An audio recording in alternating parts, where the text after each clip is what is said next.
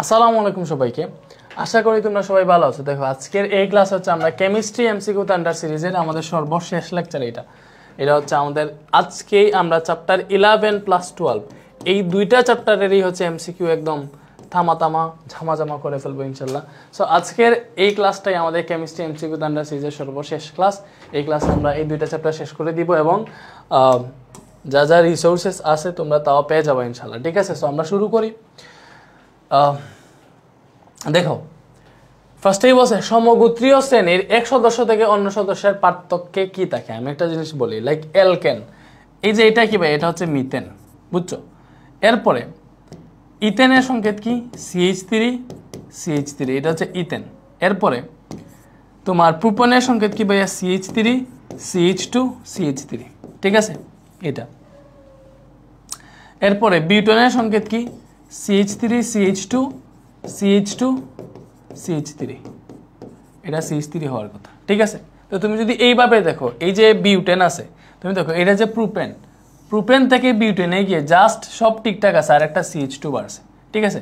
এগুলোর ক্ষেত্রে তুমি বুঝতেছো না, বাট বোঝার জন্য কি করা যায় আমি একটু বুঝাইতেছি। আবার লাইক মিথেন হচ্ছে CH4, ইথেন হচ্ছে C2H6। তো তুমি এই দুইটার মধ্যে পার্থক্য কি, বা প্রোপেন হচ্ছে C3H8, এগুলা তো জানো। তো এইগুলার পার্থক্য কি, যে সমগোত্রীয় শ্রেণীর এক সদস্য থেকে অন্য সদস্যের পার্থক্য কি থাকে। তুমি দেখো যে C2H6 থেকে এটার পার্থক্য হচ্ছে যা CH2। দেখো কার্বন এখান থেকে এখানে একটা বেশি আর হাইড্রোজেন দুইটা বেশি। এখানেও দেখো এখান থেকে এখানে কার্বন একটা বেশি, হাইড্রোজেন দুইটা বেশি। সো আমাদের সমগোত্রীয় শ্রেণীতে পার্থক্য CH2 থাকে। সেমভাবে তুমি অ্যালকিনের ক্ষেত্রে যদি দেখো, লাইক C2H4 এটা হচ্ছে আমাদের ইথিন, C3H6 এটা প্রোপিন। সো এই দুইটার পার্থক্য কি, পার্থক্য CH2, ঠিক আছে। তো সমগোত্রীয় শ্রেণীর এক সদস্য থেকে অন্য সদস্যের পার্থক্য থাকে CH2, এটা তুমি মনে রাখি, ঠিক আছে। কোনটির মূল উপাদান হাইড্রোকার্বন, দেখো কি বলছে, কোনটির মূল উপাদান হাইড্রোকার্বন, কোনটির মূল উপাদান হাইড্রোকার্বন। সো এখানে কোনটির মূল উপাদান হাইড্রোকার্বন মনে রাখবা, কেরোসিনের মূল উপাদান হাইড্রোকার্বন। কি ভাইয়া, কেরোসিনের মূল উপাদান হাইড্রোকার্বন, ঠিক আছে। ওকে, সো আমরা একটা কাজ করতে পারি, তোমাদের বইয়ের পিডিএফটা একটু ভাইয়া এখানে দেই, বইয়ের পিডিএফটা কাজে আসবে এখন, ঠিক আছে।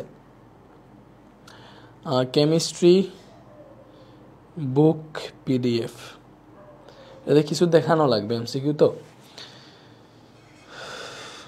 নবম দশম শ্রেণী কেমিস্ট্রি,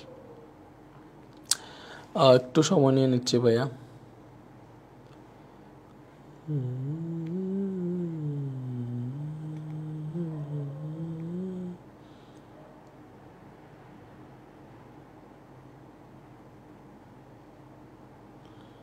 ডাউনলোড হয়ে গেছে, এটা আমি হোয়াটসঅ্যাপে দিয়ে দিই।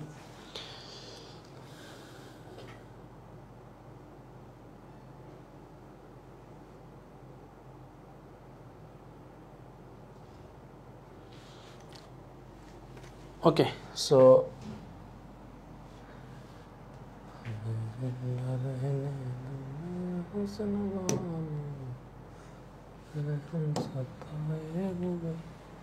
ওকে, এটাও এখানে থাকুক, দেখাবো সময় যখন আসবে, ঠিক আছে। কিছু এমসিকিউ এর ক্ষেত্রে এটা কাজে আসবে আর কি, চ্যাপ্টার 11 নিয়ে রাখি, এমসিকিউ তো পড়াইতে হবে।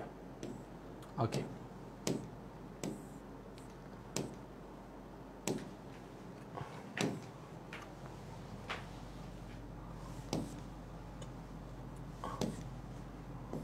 হয়ে যায় আসছে, এগুলো একটু পড়াইতে হবে, ঠিক আছে।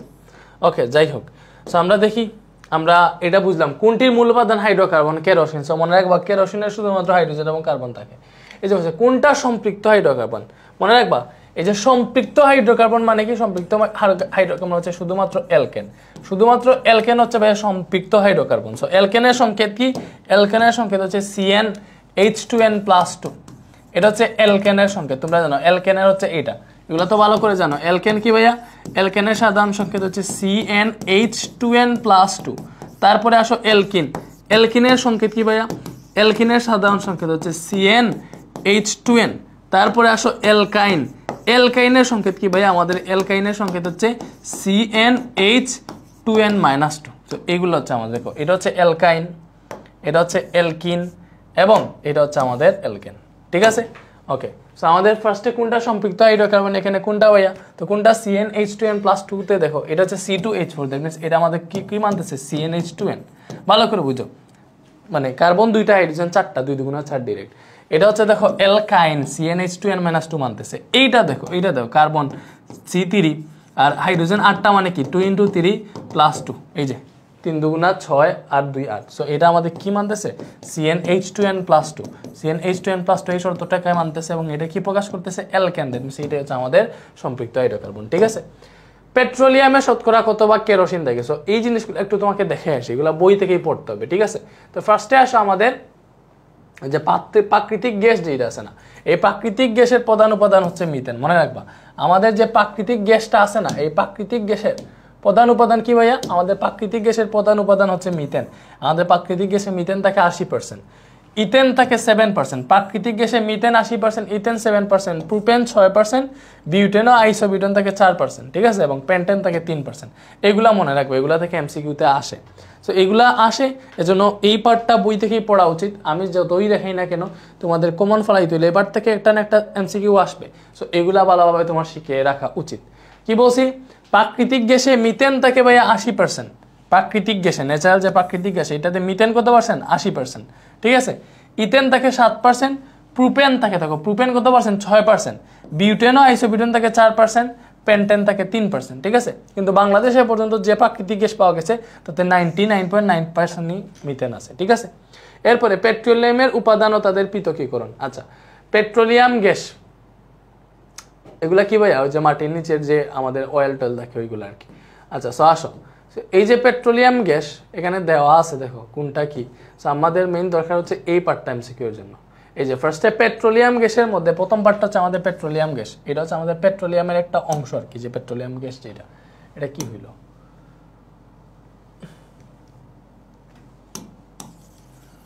ওকে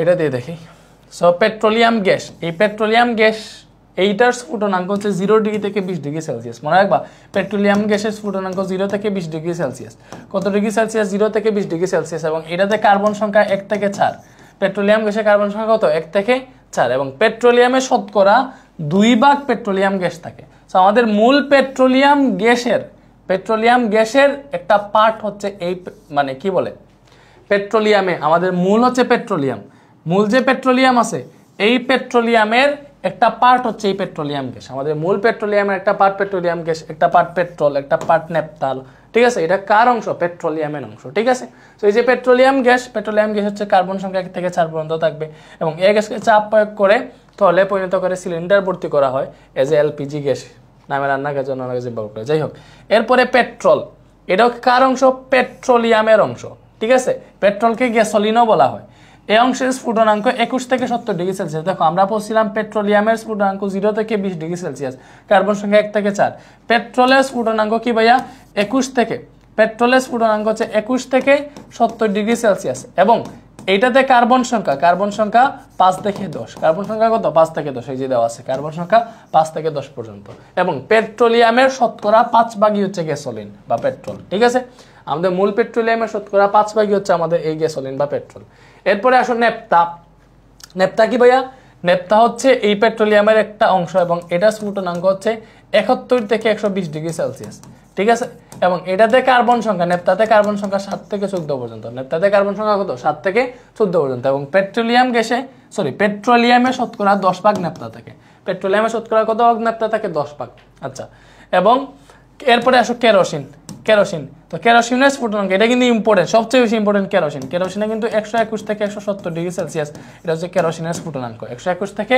170 ডিগ্রি সেলসিয়াস এবং এই অংশে যে সকল হাইড্রোকার্বন থাকে তাদের অণুতে কার্বন সংখ্যা কত 11 থেকে 16 সো এটাতে কার্বন সংখ্যা 11 থেকে 16 সো কেরোসিনের স্ফুটনাঙ্ক কত ভাই 121 থেকে 170 ডিগ্রি সেলসিয়াস এবং কার্বন সংখ্যা 11 থেকে 16 ঠিক আছে এবং পেট্রোলিয়ামে শতকরা 13 ভাগ পেট্রোলিয়ামে শতকরা কত ভাগ ভাইয়া পেট্রোলিয়ামে শতকরা 13 ভাগ হচ্ছে আমাদের কেরোসিন থাকে বুঝছি ওকে এরপরে আসো ডিজেল এরপরে কি ভাইয়া ডিজেল সো এই যে ডিজেল দেখতেছো ডিজেলের স্ফুটনাঙ্ক 171 থেকে 270 ডিগ্রি সেলসিয়াস এবং ডিজেলের কার্বন সংখ্যা 17 থেকে 20 ডিজেলের কার্বন সংখ্যা কত 17 থেকে 20 এবং স্ফুটনাঙ্ক 171 থেকে 270 ডিগ্রি সেলসিয়াস ঠিক আছে এবং এই ডিজেলগুলো কেমনে ইউজ করা হয় যানবাহনের জ্বালানি পিচ্ছিলকারক পদার্থ হিসেবে ইউজ করা হয় এরপরে আসো প্যারাফিন মোম এই প্যারাফিন মোমের স্ফুটনাঙ্ক 271 থেকে 340 ডিগ্রি সেলসিয়াস এবং কার্বন সংখ্যা 20 থেকে 30 কার্বন সংখ্যা কত 20 থেকে 23 এটা কোনটা ভাইয়া প্যারাফিন মোম এবং এই প্যারাফিন মোম টয়েল ট্রিজ এবং বেসলিন তৈরিতে ব্যবহার করা এমন একবার প্যারাফিন মোমকে বেসলিন তৈরিতে ব্যবহার করা এটা অনেক বেশি ইম্পর্টেন্ট এটা আসে এমসিকিউতে এরপরে পিচ এটা ডালাইয়ের কাজে ব্যবহার করা হয় পিচ তোমরা জানো এই পিচ হচ্ছে এটা স্ফুটনাঙ্ক 340 ডিগ্রি সেলসিয়াস বাইরে আর কি ঠিক আছে 340 ডিগ্রি সেলসিয়াস প্লাস এবং এটার কার্বন সংখ্যা 30 এর বেশি ঠিক আছে কার্বন সংখ্যা 30 এর অধিক ঠিক আছে তো এতটুকু পড়লে আমরা মোটামুটি এইগুলা থেকে আনসার করতে পারবো সো ভাই জাস্ট দেখাইলাম এইগুলা কিন্তু পড়া উচিত এই যে এই পার্টটা জানা থাকা উচিত সবার এখান থেকে আনসার করতে হলে ঠিক আছে তো এই পার্টটা একটু বই থেকে পড়বা তোমরা তো এরপরে আমরা শুরু করে দিলাম আমাদের এমসিকিউ গুলা পেট্রোলিয়ামে শতকরা কত ভাগ কেরোসিন থাকে আমরা একটু আগে পড়ছি পেট্রোলিয়ামে শতকরা 13% কেরোসিন থাকে ঠিক আছে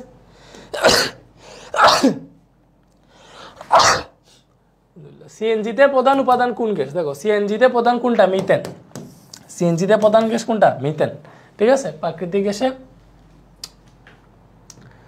কোন যৌগটিতে তিনটা দ্বিবন্ধন আছে মনে রাখবা তিনটা দ্বিবন্ধন সাধারণত আমাদের অ্যালকিন এগুলাতে থাকে না এই তিনটা দ্বিবন্ধন এগুলা একের অধিক দ্বিবন্ধন এগুলা থাকে তোমার হচ্ছে ইয়েগুলাতে ওই যে অ্যারোমেটিক ওগুলোতে বেশি থাকে আর কি সো এখানে আমরা যেগুলা পরিচিত আছে C4H8 এটা হচ্ছে বিউটিন আমরা জানি বিউটিন মানে কি অ্যালকিন সো অ্যালকিনে একটা মাত্র দ্বিবন্ধন থাকে বাকিগুলাতে একক বন্ধন থাকে এটা তো অ্যালকেন দেখে বুঝাইতেছে এটাতে দ্বিবন্ধন নাই এটাতেও দ্বিবন্ধন নাই কারণ এটা কি এটা নাম হচ্ছে 7 তো হেক্সিন 7 হইলে কি হেক্সিন মোটামুটি এগুলা ধারণা থাকা উচিত যে কার্বন 1 হইলে যে মিথেন 2 হইলে ইথেন 3 হইলে প্রোপেন 4 হইলে কি ভাই 4 হইলে বিউটেন 5 হইলে পেন্টেন 6 হইলে কি হেক্সেন এবং 7 হইলে হেপটেন এটা হেক্সেন না এটা হেপটেন তাহলে এটার নাম হবে হেপটিন কি ভাইয়া হেপটিন তো এই যে C6H6 দেখতেছো এটার নাম হচ্ছে ভাইয়া বেনজিন এটার নাম হচ্ছে বেনজিন এবং বেনজিনটা এইভাবে থাকে দেখো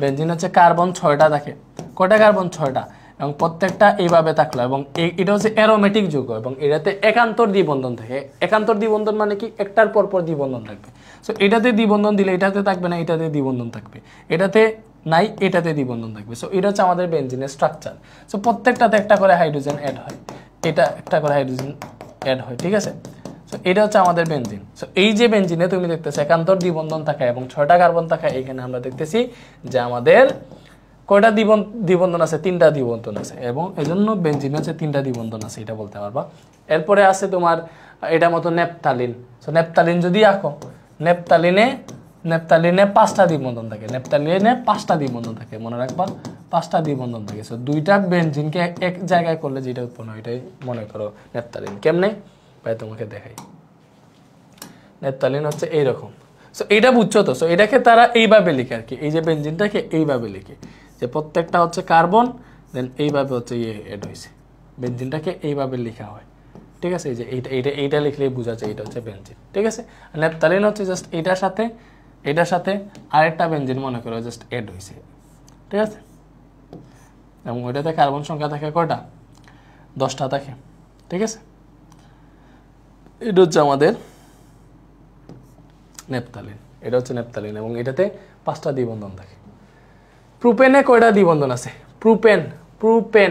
প্রোপেনে কয়টা বন্ধন আছে বলছে আচ্ছা প্রোপেন মানে কি ভাইয়া C3H8 এটাই তো প্রোপেন যেহেতু প্রোপেন বলছে দ্যাট মিন্স অ্যালকেন এটা CnH2n+2 এটা মানবে আর প্রোপেন বলায় n এর মান 3 তো এটা বসাইলে আমাদের C3H8 আসতেছে তো এটাকে যদি আমরা লিখি দেখো কার্বন 3টা প্রোপেন 3টা কার্বন দিলাম একটা কার্বনের বন্ড থাকে 4টা তো এখানে একটা বন্ড আছে বাকি 3টা দাও এই যে এখানে কয়টা 2টা আছে বাকি 2টা দাও এটাতে 3টা দিতে হবে সো প্রত্যেকটাতে হাইড্রোজেন অ্যাড করো তো এইটাই হচ্ছে আমাদের মূলত প্রোপেনের গাঠনিক সংকেত সো এখানে কয়টা বন্ড আছে প্রোপেনকে ভাঙিয়ে দেখো কয়টা বন্ড আছে এই যে 1টা 2টা 3টা 4টা 5টা 6টা 7টা 8টা 9টা 10টা সো প্রোপেনে কয়টা বন্ড আছে বলো প্রোপেনে বন্ড আছে কয়টা ভাইয়া 10টা এই যে প্রোপেনে কয়টা বন্ধন আছে 10টা বন্ধন আছে শেষ ঠিক আছে প্রাকৃতিক গ্যাসে পেন্টেনের শতকরা পরিমাণ কত আমরা দেখছি প্রাকৃতিক গ্যাসে পেন্টেনের শতকরা পরিমাণ 3% এবং এই 7% কোনটা থাকে ভাই 7% থাকে আই থিং ইথেন 7% না প্রোপেন থাকে 6% বিউটেন আইসোবিউটেন 4% থাকে ঠিক আছে এটা হচ্ছে ইথেন এবং আমাদের 80% থাকে মিথেন একটু আগে বইয়ের মধ্যে পড়ে আসছি না অবশ্যই অংশ গোলামের 71 থেকে 120 ডিগ্রি তাপমাত্রার অঞ্চল থেকে পৃথকীকৃত অংশের নাম কি? আমরা দেখছিলাম 71 থেকে 120 ডিগ্রি সেলসিয়াস কি ভাই, ওটা হচ্ছে নেপথা। কি ভাইয়া? নেপথা। এই যে 71 থেকে 120 ডিগ্রি নেপথা, এবং কেরোসিন হচ্ছে এরপরে 121 থেকে মেবি 170। ঠিক আছে, যাই হোক। পেট্রোলিয়ামে গ্যাসোলিনের পরিমাণ কত? আমরা দেখছিলাম পেট্রোলিয়ামে গ্যাসোলিনের পরিমাণ 5%। এই গ্যাসোলিনকে কি বলা হয়? গ্যাসোলিনকে পেট্রোলও বলা হয়।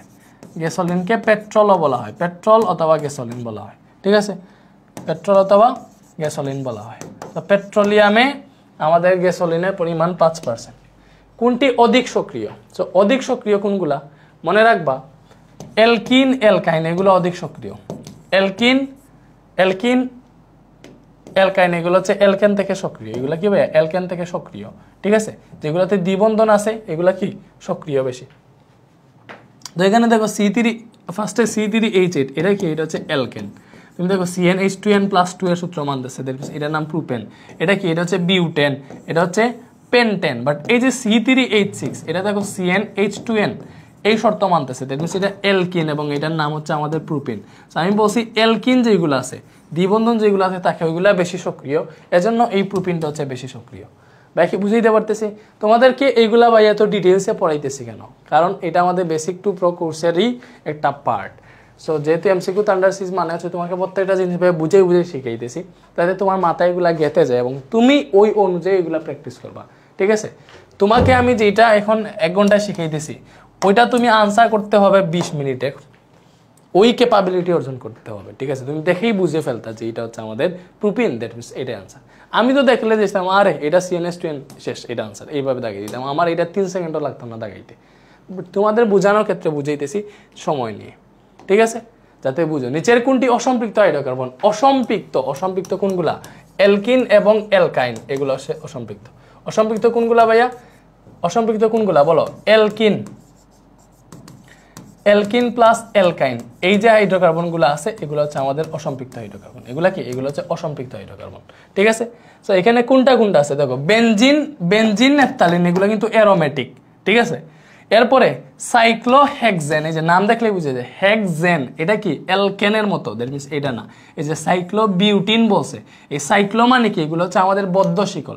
সাইক্লো আসে বদ্ধ শিকল থেকে, তো বদ্ধ শিকল হাইড্রোকার্বনের হচ্ছে একটা অংশ হচ্ছে এটা। সো বিউটিন আছে, বিউটিন, দ্যাট মিনস এটা কি? অ্যালকিন, এটা নামেই বুঝাই দিছে এটা। ঠিক আছে, বেনজিন আর ন্যাপথালিন না, কারণ এই দুটো হচ্ছে অ্যারোমেটিক যৌগ। এই দুটো কি? অ্যারোমেটিক। ওকে, বুঝছি। তো সাইক্লোবিউটিন হচ্ছে আমাদের অসম্পৃক্ত হাইড্রোকার্বন, এটা অ্যালকিনের মধ্যে পড়তেছে। ঠিক আছে, অ্যালকিন শ্রেণীর তৃতীয় সদস্য কোনটা? তুমি বলবা যে আরে আমাদের তৃতীয় সদস্য মানে কার্বন 3টা, তাহলে প্রোপেন বা প্রোপিন। বাট অ্যালকিন শুরু হয় কিন্তু তোমার ইথিন থেকে, জানো? অ্যালকিন শুরু হয় ইথিন থেকে, C2H4, এরপরে C3H6, এরপরে C4H8, এরপরে C5H10, এইভাবে যায়। সো অ্যালকিন শুরু হয়েছে ইথিন থেকে, এরপরে প্রোপিন, এরপরে বিউটিন আসছে। দ্যাট মিনস তৃতীয় শ্রেণীকে মানে তৃতীয় সদস্যকে, অ্যালকিন শ্রেণীর তৃতীয় সদস্য কিন্তু বিউটিন। অ্যালকিন শ্রেণীর তৃতীয় সদস্য কোনটা? Butene, C4H8। ঠিক আছে, ওকে। তো এরপরে অ্যালকাইনের সাধারণ সংকেত কি? অ্যালকাইন হচ্ছে CnH2n-2, পড়াইছি না? অ্যালকাইন কি? CnH2n-2, অ্যালকাইন কি? CnH2n-2, এটা হচ্ছে অ্যালকিন, CnH2n হচ্ছে অ্যালকিন। এবং হ্যাঁ, এটা দুইটা একই দিয়ে দিছে, এটা মেবি হচ্ছে +2, তো এটা +2, এটা আনসার না, এটা +2 মনে করো, এটা আনসার। এখানে গো দিছে যেহেতু, এটা মেবি +2 ছিল, তো +2 হইলে এটা হচ্ছে অ্যালকেন। ঠিক আছে, এটা অ্যালকাইন। এবং CnH2n+1 যদি থাকে তাহলে এটাকে বলা হয় অ্যালকাইল মূলক। এটাকে কি বলা হয় ভাই? এটাকে বলা হয় অ্যালকাইল মূলক। ঠিক আছে, ওকে। তারপরে আসো সাইক্লোবিউটিনের সংকেত কি? যে সাইক্লোবিউটিন একটু আগেই পড়ছিলাম যে সাইক্লোবিউটিন হচ্ছে আমাদের অসম্পৃক্ত হাইড্রোকার্বন। সো সাইক্লোবিউটিনটা আমি একে দেখাই, দেখো C4টা থাকবে, 4টা এইভাবে থাকবে। সাইক্লো মানে কি? বদ্ধ শিকল, প্রত্যেকটা একটা আরেকটার সাথে যুক্ত থাকবে। সো যেহেতু বিউটিন এটা হচ্ছে এলিফেটিক যৌগ আমাদের, সো যে কোনো একটাতে দ্বিবন্ধন থাকবে। মনে করলাম এটাতে ডাবল বন্ড আছে, ঠিক আছে, এটাতে ডাবল বন্ড আছে, কথার কথা। তাইলে তোমার হচ্ছে দেখো এই কার্বনের ক্ষেত্রে এখানে কয়টা বন্ড আছে? 1, 2, 3টা অলরেডি হয়ে গেছে। এটাতে তুমি মাত্র একটা হাইড্রোজেন এড করতে পারবা। এটাতে 2টা বন্ড দিয়ে দিছো, সো এটাতে তুমি 2টা হাইড্রোজেন এড করতে পারবা। ঠিক আছে, এটাতে কয়টা হাইড্রোজেন এড করতে পারবা? 2টা হাইড্রোজেন। এটাতে একটা হাইড্রোজেন এড করতে পারবা, এটাতে কিন্তু 2টা হাইড্রোজেন এড করতে পারবা। তুমি বন্ড দেখলেই বুঝবা। তো এটা হচ্ছে আমাদের ইয়ের সংকেত সাইক্লোবিউটিনের। তো এখানে পাইতেছি দেখো আমরা সুন্দর করে লিখলে CH ডাবল বন্ড CH, এখানে পাইতেছি CH2 বন্ড CH2 এবং এটা এখানে লাগছে। সো এইভাবে কোনটা আছে দেখো, দেখো এটাতে দেখো সবগুলো একক বন্ধন, তাইলে এটা হবে না। এটাতে দুইটা ডাবল বন্ড দিয়ে দিছে, হবে না। এটাতেও দুইটা ডাবল বন্ড দিয়ে দিছে, এটা হবে না। বাট এটা তো আমাদের এইভাবে একটা ডাবল বন্ড আছে, যেখানে ডাবল বন্ড আছে এখানে CH CH CH CH আর বাকি দুইটা CH2 CH2, সো হবে। ঠিক আছে, এটার এটা একই কথা, এটাকে একটু মানে ডাবল বন্ড এখানে দিয়ে দেখো তোমার এটা CH হবে, এটা CH2 হয়ে যাবে। ঠিক আছে, বুঝছি? ওকে, এরপরে এটা কিসের সংকেত? এই যে C10H16O, এটা কিসের সংকেত ভাই? এটা হচ্ছে কর্পূরের সংকেত। এটা হচ্ছে কর্পূরের সংকেত। এটা কিসের সংকেত? কর্পূরের সংকেত। মনে রাখবা C10H16O এটা কিসের সংকেত? এটা কর্পূরের সংকেত। C10H16O এটা কিসের সংকেত? কর্পূরের সংকেত। নিচের কোনটি অ্যারোমেটিক যৌগ ভাইয়া? অ্যারোমেটিক হচ্ছে কোনগুলো? যে বেনজিন, নেপথালিন, এগুলো অ্যারোমেটিক। এগুলার দেখবা কার্বন সংখ্যা হাইড্রোজেনের থেকে বেশি বা সমান থাকে, এইভাবে থাকে। দেখো বেনজিন C6H6, একটু দেখে উল্টা পাল্টা মনে হইতেছে, কারণ আমরা পড়ি এইভাবে C6 হইলে H12 থাকতো, H14 থাকতো, এইভাবে না, আমাদের CnH2n এইভাবে থাকে। বাট অ্যারোমেটিকের ক্ষেত্রে এইভাবে থাকে, যে এটা। তারপরে হচ্ছে কারণ এগুলোতে একান্তর দ্বিবন্ধন থাকে, এর জন্য হাইড্রোজেন কমে যায়। এরপরে আসো তোমার ইয়ের ক্ষেত্রে, নেপথালিন C10H8, এটা হচ্ছে নেপথালিন। এটা কি? নেপথালিন। সো এই যে এই টাইপের যৌগগুলো, এগুলোকে বলা হয় অ্যারোমেটিক যৌগ। ঠিক আছে, তো এখানে কি আছে? এই যে নেপথালিন আছে C10H8, এটা অ্যারোমেটিক যৌগ। ঠিক আছে, এই অ্যারোমেটিক যৌগ আসছে অ্যারোমা থেকে, এবং এগুলা কি? সুগন্ধিযুক্ত যৌগ থাকে এগুলা। ঠিক আছে, বুঝছো? এই যে এই যৌগটার নাম কি? আচ্ছা, তো এই টাইপের যখন থাকে, দেখো আমরা জানি প্রোপিনের সংকেত হচ্ছে CH3CH ডাবল বন্ড CH2, এটাকে বলা হয় প্রোপিন। এটাকে কি বলা হয়? প্রোপিন।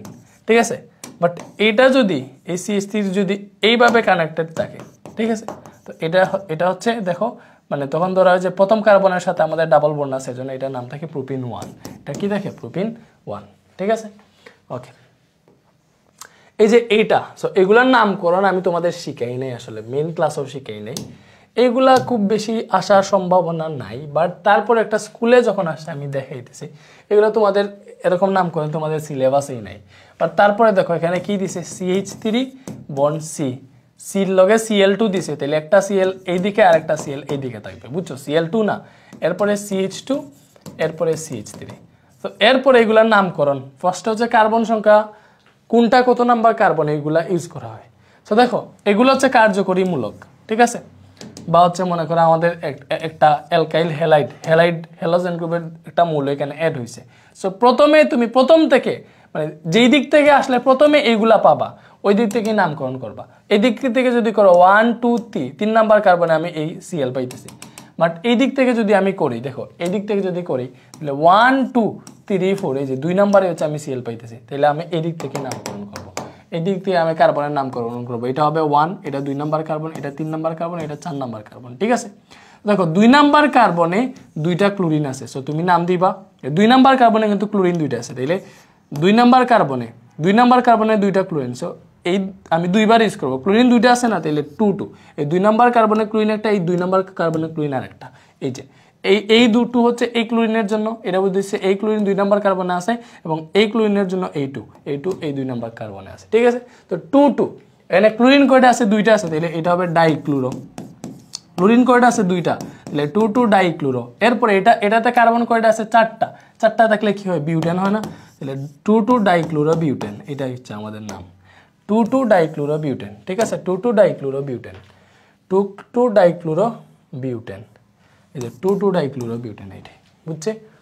ওকে, এরপরে এই যে এটা কি হবে? তাহলে দেখো এখানে তুমি দেখো এই দিক থেকে আসলেও এই যে 2 নাম্বারেই হচ্ছে আমরা ইয়ে পেয়ে যাইতেছি, এই যে আমাদের কি বলে কার্যকরী মূলক পেয়ে যাইতেছি, এবং এই দিক থেকে আসলেও দেখো আমরা 2 নাম্বার কার্বনের কার্যকরী মূলক পেয়ে যাইতেছি। তো আমাদের সমস্যা নাই, যে দিক থেকে নামকরণ করা হবে। তো এখানে দেখতেছি দেখো আমাদের OH, এই OH কত নাম্বার কার্বনে আছে? 2 নাম্বার কার্বনে। এই OH কত নাম্বার কার্বনে আছে? 2 নাম্বার কার্বনে আছে। এই OH কত নাম্বার কার্বনে? 3 নাম্বার কার্বনে। এই OH কত নাম্বার কার্বনে? 3 নাম্বার কার্বনে আছে। আমি এইভাবে দিলাম, কি দিছি? 2 2 3 3। এই OH কে কি বলা হয়? হাইড্রক্সি। OH কে কি বলা হয়? হাইড্রক্সি বলা হয়। OH কয়টা আছে? 4টা আছে, 4টা মানে টেট্রা, 4টা মানে কি? Tetra. So 2 2 3 3 tetra hydroxy, tetra hydroxy, ভালো করে বুঝো, টেট্রা হাইড্রক্সি এবং এটাতে কার্বন কয়টা, একটা দুইটা তিনটা চারটা, দেখবেন তিনটা থাকলে কি বিউটেন, এটার নাম হবে এইটা 2,2,3,3 টেট্রা হাইড্রক্সি বিউটেন। সো এগুলা খুব বেশি আসে না, বাট তোমাদেরকে শিখলাম কেন, যদি বাই এনি চান্স এসে যায় তাইলে হচ্ছে এখান থেকে যাতে আনসার করতে পারো। সো 2,2,3,3 টেট্রা হাইড্রক্সি বিউটেন, এই যে এটা হচ্ছে আমাদের আনসার। ঠিক আছে, বুঝতে পারছি? ওকে, তো এরপরে আসো, অ্যালডিহাইডের কার্যকরী মূলক কোনটি? অ্যালডিহাইড হচ্ছে ভাই আমাদের বন্ড CHO, এটাই হচ্ছে আমাদের অ্যালডিহাইড। অ্যালডিহাইড কি? Bond CHO। ঠিক আছে, তাহলে আমি কয়েকটা কার্যকরী মূলক তোমাদেরকে লিখে দিই। বন্ড COOH, এটা হচ্ছে আমাদের কার্বক্সিলিক অ্যাসিড, ঠিক আছে। এবং বন্ড OH, এটা হচ্ছে অ্যালকোহলের কার্যকরী মূলক, অ্যালকোহল। ঠিক আছে, আর এটা তো পড়লাম আমি অ্যালডিহাইড, আরও আছে বন্ড। আচ্ছা, এতটুকু, এই দুইটা আপাতত জানতে হয়, তোমাদের এর বেশি নাই। এই অ্যালডিহাইড, অ্যালকোহল, কার্বক্সিলিক অ্যাসিড এইগুলোই ছিল। ঠিক আছে, বুঝছো? ওকে ওকে, সো বন্ড CHO। নিচের কোনটি প্যারাফিন? বলো, প্যারাফিন বলা হয় অ্যালকেনকে। প্যারাফিন কাকে বলা হয়? অ্যালকেনকে। সো অ্যালকেন কোনটা? দেখো, প্যারাফিন বলা হয় অ্যালকেনকে, সো এইগুলা তো কোনোটাই না ফার্স্টেই। তো অ্যালকেন কোনটা? যে C5H12 CnH2n+2, এই শর্তটা মানতেছে, দেখবেন এটা অ্যালকেন, এটাই হবে আমাদের প্যারাফিন। বুঝছো? 5 থেকে 15 কার্বন সংখ্যা বিশিষ্ট সম্পৃক্ত হাইড্রোকার্বন সমূহ কোন অবস্থায় থাকে? কঠিন, তরল, অর্ধতরল। সো মনে রাখবা, কার্বন যদি 1 থেকে 4 এর মধ্যে থাকে তাইলে ওই হাইড্রোকার্বনগুলো থাকে গ্যাসীয় অবস্থায়। কার্বন কি বলছি? 1 থেকে 4 এর মধ্যে থাকলে ওই হাইড্রোকার্বনগুলো কোন অবস্থায় থাকে? গ্যাসীয়। এবং কার্বন সংখ্যা 5 থেকে 15 পর্যন্ত থাকলে ওইগুলা থাকে তরল অবস্থায়। কার্বন সংখ্যা 5 থেকে 15 পর্যন্ত থাকে তরল অবস্থায় এবং 1 থেকে 4 পর্যন্ত গ্যাসীয়। তাহলে বলছে 5 থেকে 15 কার্বন বিশিষ্ট সম্পৃক্ত হাইড্রোজেন সমূহ কোন অবস্থায় থাকে? অবশ্যই তরল। কোন অবস্থায়? তরল অবস্থায়। ভাই কি বুঝাইতে পারতেছি? বলো বলো, বুঝতেছো না?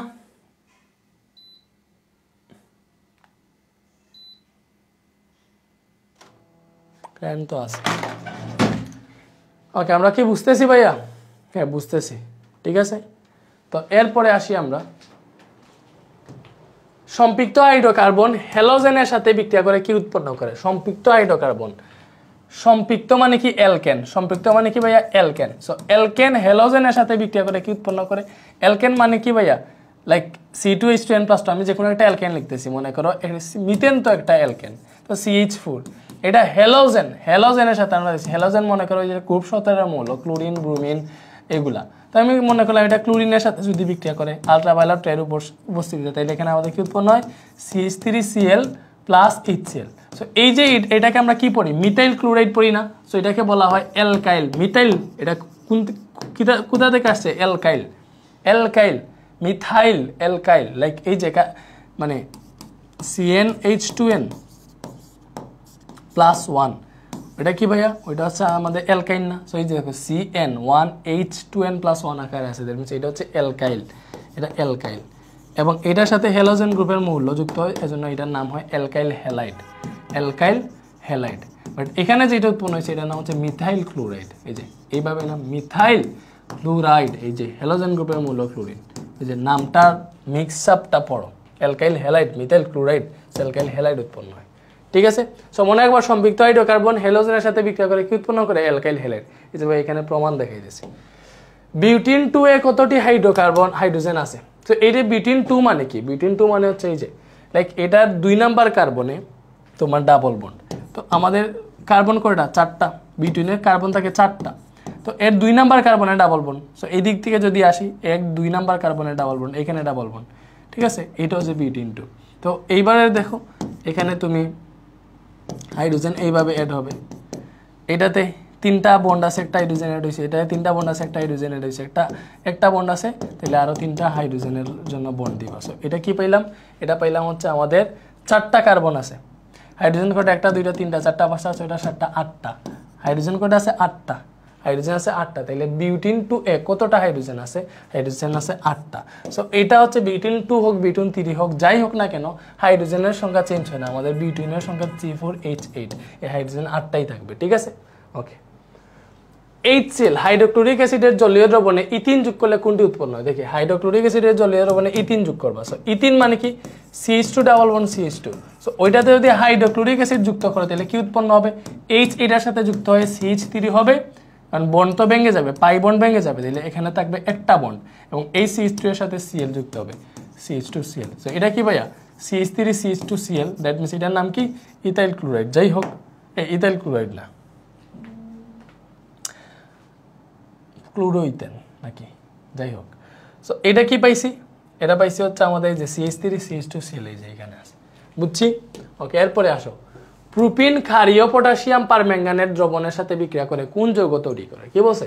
প্রোপিন ক্ষারীয় পটাশিয়াম পারম্যাঙ্গানেট দ্রবণের সাথে বিক্রিয়া করে কোন যৌগ উৎপন্ন করে? প্রোপিন, এই যে CH3 CH double bond CH2, এটা হচ্ছে আমাদের প্রোপিন। সো প্রোপিন ক্ষারীয় পটাশিয়াম পারম্যাঙ্গানেটের সাথে এই বিক্রিয়াটা হচ্ছে আমরা সবাই দেখছি, ক্ষারীয় পটাশিয়াম পারম্যাঙ্গানেটের সাথে বিক্রিয়া করে পটাশিয়াম পারম্যাঙ্গানেটের বর্ণ বিনষ্ট করে। বাট এখানে বিক্রিয়াটা হয় এক্স্যাক্টলি এইভাবে, এটার সাথে পানি এবং জায়মান অক্সিজেন এবং এখানে প্রভাবক থাকে পটাশিয়াম পারম্যাঙ্গানেট KMnO4 এবং এখান থেকে কি উৎপন্ন হয়? এই যে H2O আর O, এখান থেকে একটা OH এবং একটা H বাকি থাকে, এটা এবং এই O মিলে আরেকটা OH উৎপন্ন করে, এই দুইটা OH থাকে। সো এই বন্ড ভেঙে গিয়ে কাহিনী এরকম হয়, দেখো CH3 CH আছে, বন্ড ভেঙে গিয়ে এটার সাথে একটা OH যুক্ত হয় এবং এটার সাথে একটা OH যুক্ত হয়, মানে আমাদের গ্লাইকল উৎপন্ন হয়, ঠিক আছে? সো প্রোপিন থেকে কি উৎপন্ন হবে? CH3 CHOH CH2OH, CH3 CHOH CH2OH, এই যে এটা, বুঝছি? বলো, এরপরে আসো, আর বন C ডাবল Na, এরপরে সোডিয়াম হাইড্রোক্সাইড, এখানে এটা উৎপন্ন হয়েছে। বলছে উক্ত বিক্রিয়ায় বিক্রিয়ক লবণটির নাম কি?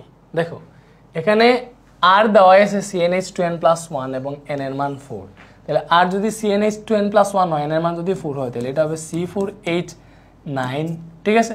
এরপরে তো আর এটা হইলে আর বন C ডাবল Na ছিল না এটা, তাহলে আর বন C double Na H9 C double Na। তুমি একটা জিনিস চিন্তা করো, আমরা জানি লাইক এখানে যদি এইভাবে থাকতো CH3 C ডাবল Na, এটার নাম কি? এটার নাম সোডিয়াম ইথানয়েড। কেন? যে কার্বন একটা দুইটা আছে, এখানে দেখো কার্বন এখানে আছে 4টা, এখানে একটা 5টা, তাহলে এটার নাম হচ্ছে সোডিয়াম, 5টা থাকে, এটার নাম কি হবে? 5টা থাকলে হয় পেন্টেন, তাহলে সোডিয়াম পেন্টানয়েড হবে। কি হবে? সোডিয়াম পেন্টানয়েড, ঠিক আছে? এগুলো সম্পর্কে তো কিছু কিছু ধারণা আছে, সো এটার নাম হবে সোডিয়াম পেন্টানয়েড, বুঝছি?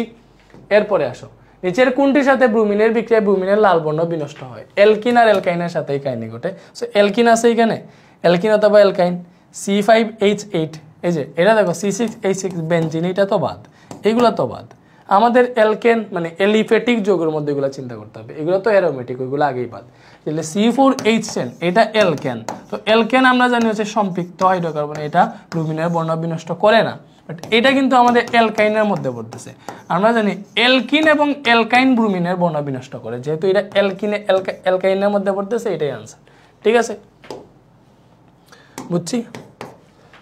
এরপরে আসো, প্রোপিনের পলিমারকরণ বিক্রিয়ার চাপ কত? প্রোপিনের পলিমারকরণ বিক্রিয়া আমরা 140 অ্যাটমসফিয়ার চাপ ব্যবহার করি। সো প্রোপিনের পলিমারকরণ বিক্রিয়াটা কি দেখছি? প্রোপিনের পলিমারকরণ থেকে আমরা পলিপ্রোপিন উৎপন্ন করি, ঠিক আছে? এটা এরকম থাকে, CH3, সরি এইভাবে এটা ইউজ করি আমরা, CH ডাবল বন্ড, তো তাহলে CH2 ডাবল বন্ড CH, এখানে CH3 থাকে, ঠিক আছে? এইভাবে থাকে এটা। তো পরে হচ্ছে এখানে n সংখ্যক থাকে, তো এখানে 140 অ্যাটমসফিয়ার পায় চাপ থাকে। পরে হচ্ছে কি হয়? বন্ড ভেঙে গিয়ে দুই দিকে দুইটা বন্ড বের হয়, এটা হচ্ছে এটার পলিমারকরণ বিক্রিয়া, বাট ওইটা এখন আর দেখার প্রয়োজন নাই, জাস্ট 140 অ্যাটমসফিয়ার বায়ুচাপ থাকে, এটা জানলেই হয়েছে। ফরমালিনের জারণে নিচের কোনটি উৎপন্ন হয়? দেখো ফরমালিন মানে কি? HCHO, এটা হচ্ছে ফরমালিন, HCHO, ঠিক আছে? এটা ফরমালিন, এটার জারণে কোনটা উৎপন্ন হয়? HCHO এর সাথে জারণ মানে কি? জায়মান অক্সিজেন যুক্ত করবা, পটাশিয়াম ডাইক্রোমেট তোমার প্রভাবক থাকবে, তাহলে এখান থেকে অক্সিজেন এখানে অ্যাড হয়ে HCOOH উৎপন্ন হবে, এটার নাম হচ্ছে মিথানোয়িক অ্যাসিড। এটার নাম কি? Methanoic acid. সো ফরমালিন থেকে মিথানোয়িক অ্যাসিড উৎপন্ন হয় এটার জারণ করলে, HCOOH, ঠিক আছে? কি উৎপন্ন হয়েছে? HCOOH। ইথানল থেকে ইথানেল প্রস্তুতির ক্ষেত্রে কোনটি সঠিক নয়? ইথানল থেকে দেখো, ইথানল CH3 CH2OH, এটা হচ্ছে আমাদের ইথানল। ইথানল থেকে কোথায় যাব? ইথানেল। ইথানেল, তো ইথানেলের ক্ষেত্রে কোনটা সঠিক নয়? ইথানল থেকে ইথানেল, ভুল দিয়ে দিছে। ইথানেল থেকে ইথানল হওয়ার কথা ছিল। এটা কি ছিল? ইথানেল থেকে ইথানল, ঠিক আছে।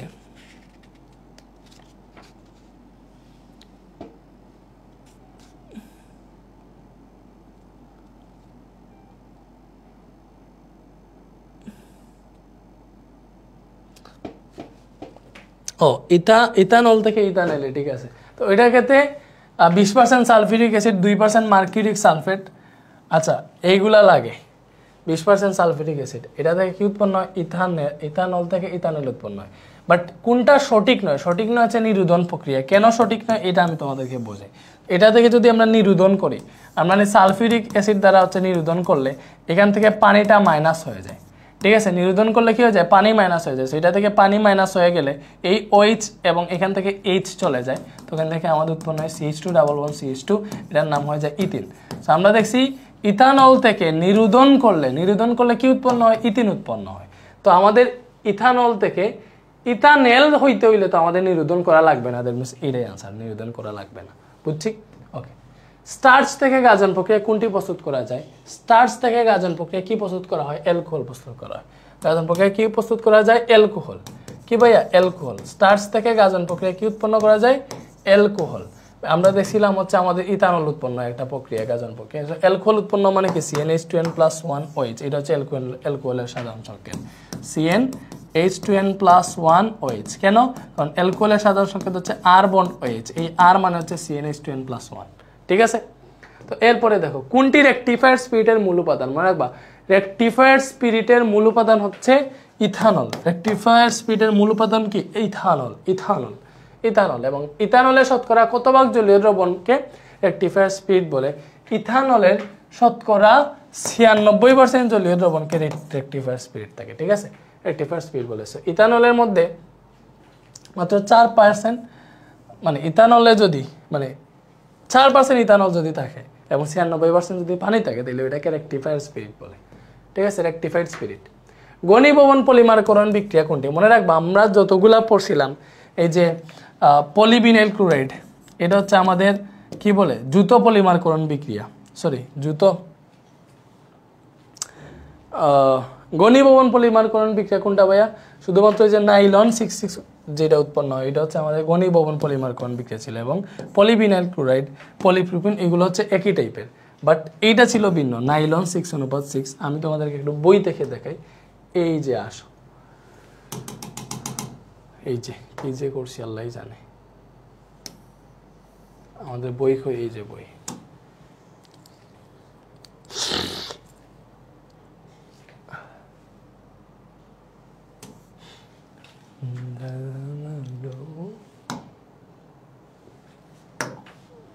একটু 200 শেষের দিকে চলে যাইছো।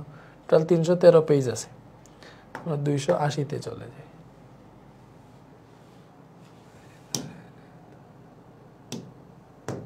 যাই হোক, আমরা এইভাবে যাইতে হবে।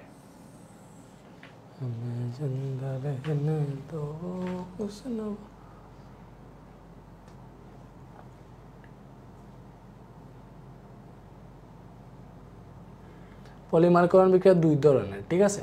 আর আমি নিজেই ভুলে গেছি কি কি। এই যে পলিমারকরণ বিক্রিয়া হচ্ছে 2 ধরনের। ঘনীভবন পলিমার, তো এটা দেখলাম। এরপরে দেখো, এই যে পলিমারকরণ বিক্রিয়া 2 ধরনের। একটা হচ্ছে সংযোজন বা দ্রুত পলিমারকরণ বিক্রিয়া, ঠিক আছে। এবং আরেকটা হচ্ছে ঘনীভবন, ঠিক আছে। একটা হচ্ছে সংযোজন বা দ্রুত পলিমার, আর একটা ঘনীভবন। তো সংযোজন বা দ্রুত পলিমারকরণ বিক্রিয়ার মধ্যে আমাদের পড়ে পলিপ্রোপিন, তারপর হচ্ছে পলিথিন, সবগুলোই। কি কি পড়ে? এই যে আমাদের পলিথিন পড়ছে, দেন হচ্ছে এটা তো পলিথিন না, পলিথিন পড়ছে। তারপরে পলিপ্রোপিন পড়ছে, পলিভিনাইল বা পলিভিনাইল ক্লোরাইড PVC, এটা পড়ছে। বাট আমাদের ঘনীভবনের মধ্যে নাইলন পড়ছে। দেখো, ঘনীভবনের মধ্যে নাইলন হচ্ছে ঘনীভবন প্রক্রিয়া উৎপন্ন হয়, ঠিক আছে। ওকে, সো ঘনীভবন প্রক্রিয়ায় কোনটা উৎপন্ন হয়? নাইলন 6:6। পলিথিনের সংকেত কি? পলিথিনের সংকেত কি? যে জাস্ট আমাদের ইথিন থেকে পলিথিন উৎপন্ন হয় না। n সংখ্যক ইথিন কেমনে হয়? এই যে একটা বন্ড ভেঙে যায়, বন্ড ভেঙে গিয়ে 2 দিকে 2টা বন্ড বের হয়, ঠিক আছে। এইদিকে একটা বন্ড, এইদিকে একটা বন্ড বের হয়, n সংখ্যক থাকে। এটা হচ্ছে আমাদের পলিথিনের সংকেত। এটাই কি? এটা হচ্ছে আমাদের পলিথিনের সংকেত। এটা কিসের সংকেত ভাইয়া? পলিথিন আছে এটা, এই যে এটাই আনসার। আচ্ছা, এটা এইদিকে বন্ড দেয় নাই, সেইদিকে বন্ড দেয় নাই, দ্যাট মিনস হবে না। দুই দিকেই বন্ড আছে, দেখো এটা বন্ড দুই দিকে এটার আছে, এটা আনসার। এটার ক্ষেত্রে দেখো একদিকে বন্ড আছে একদিকে নেই, এটা হবে না। এটা তো ডিরেক্ট ডাবল বন্ড আছে, এটা হবেই না। ঠিক আছে, এটা হবে না কারণ এটার এইদিকে বন্ড নাই, বুঝছি?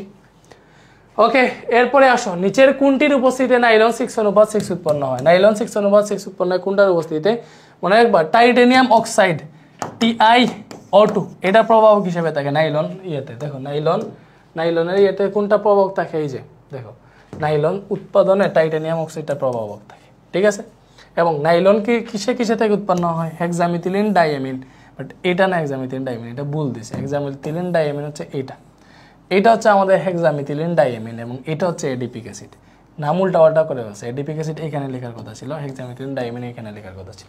সো হেক্সামিথিলিন ডাইএমিন এবং এডিপিক অ্যাসিড একসাথে বিক্রিয়া করে আমাদের নাইলন উৎপন্ন করে।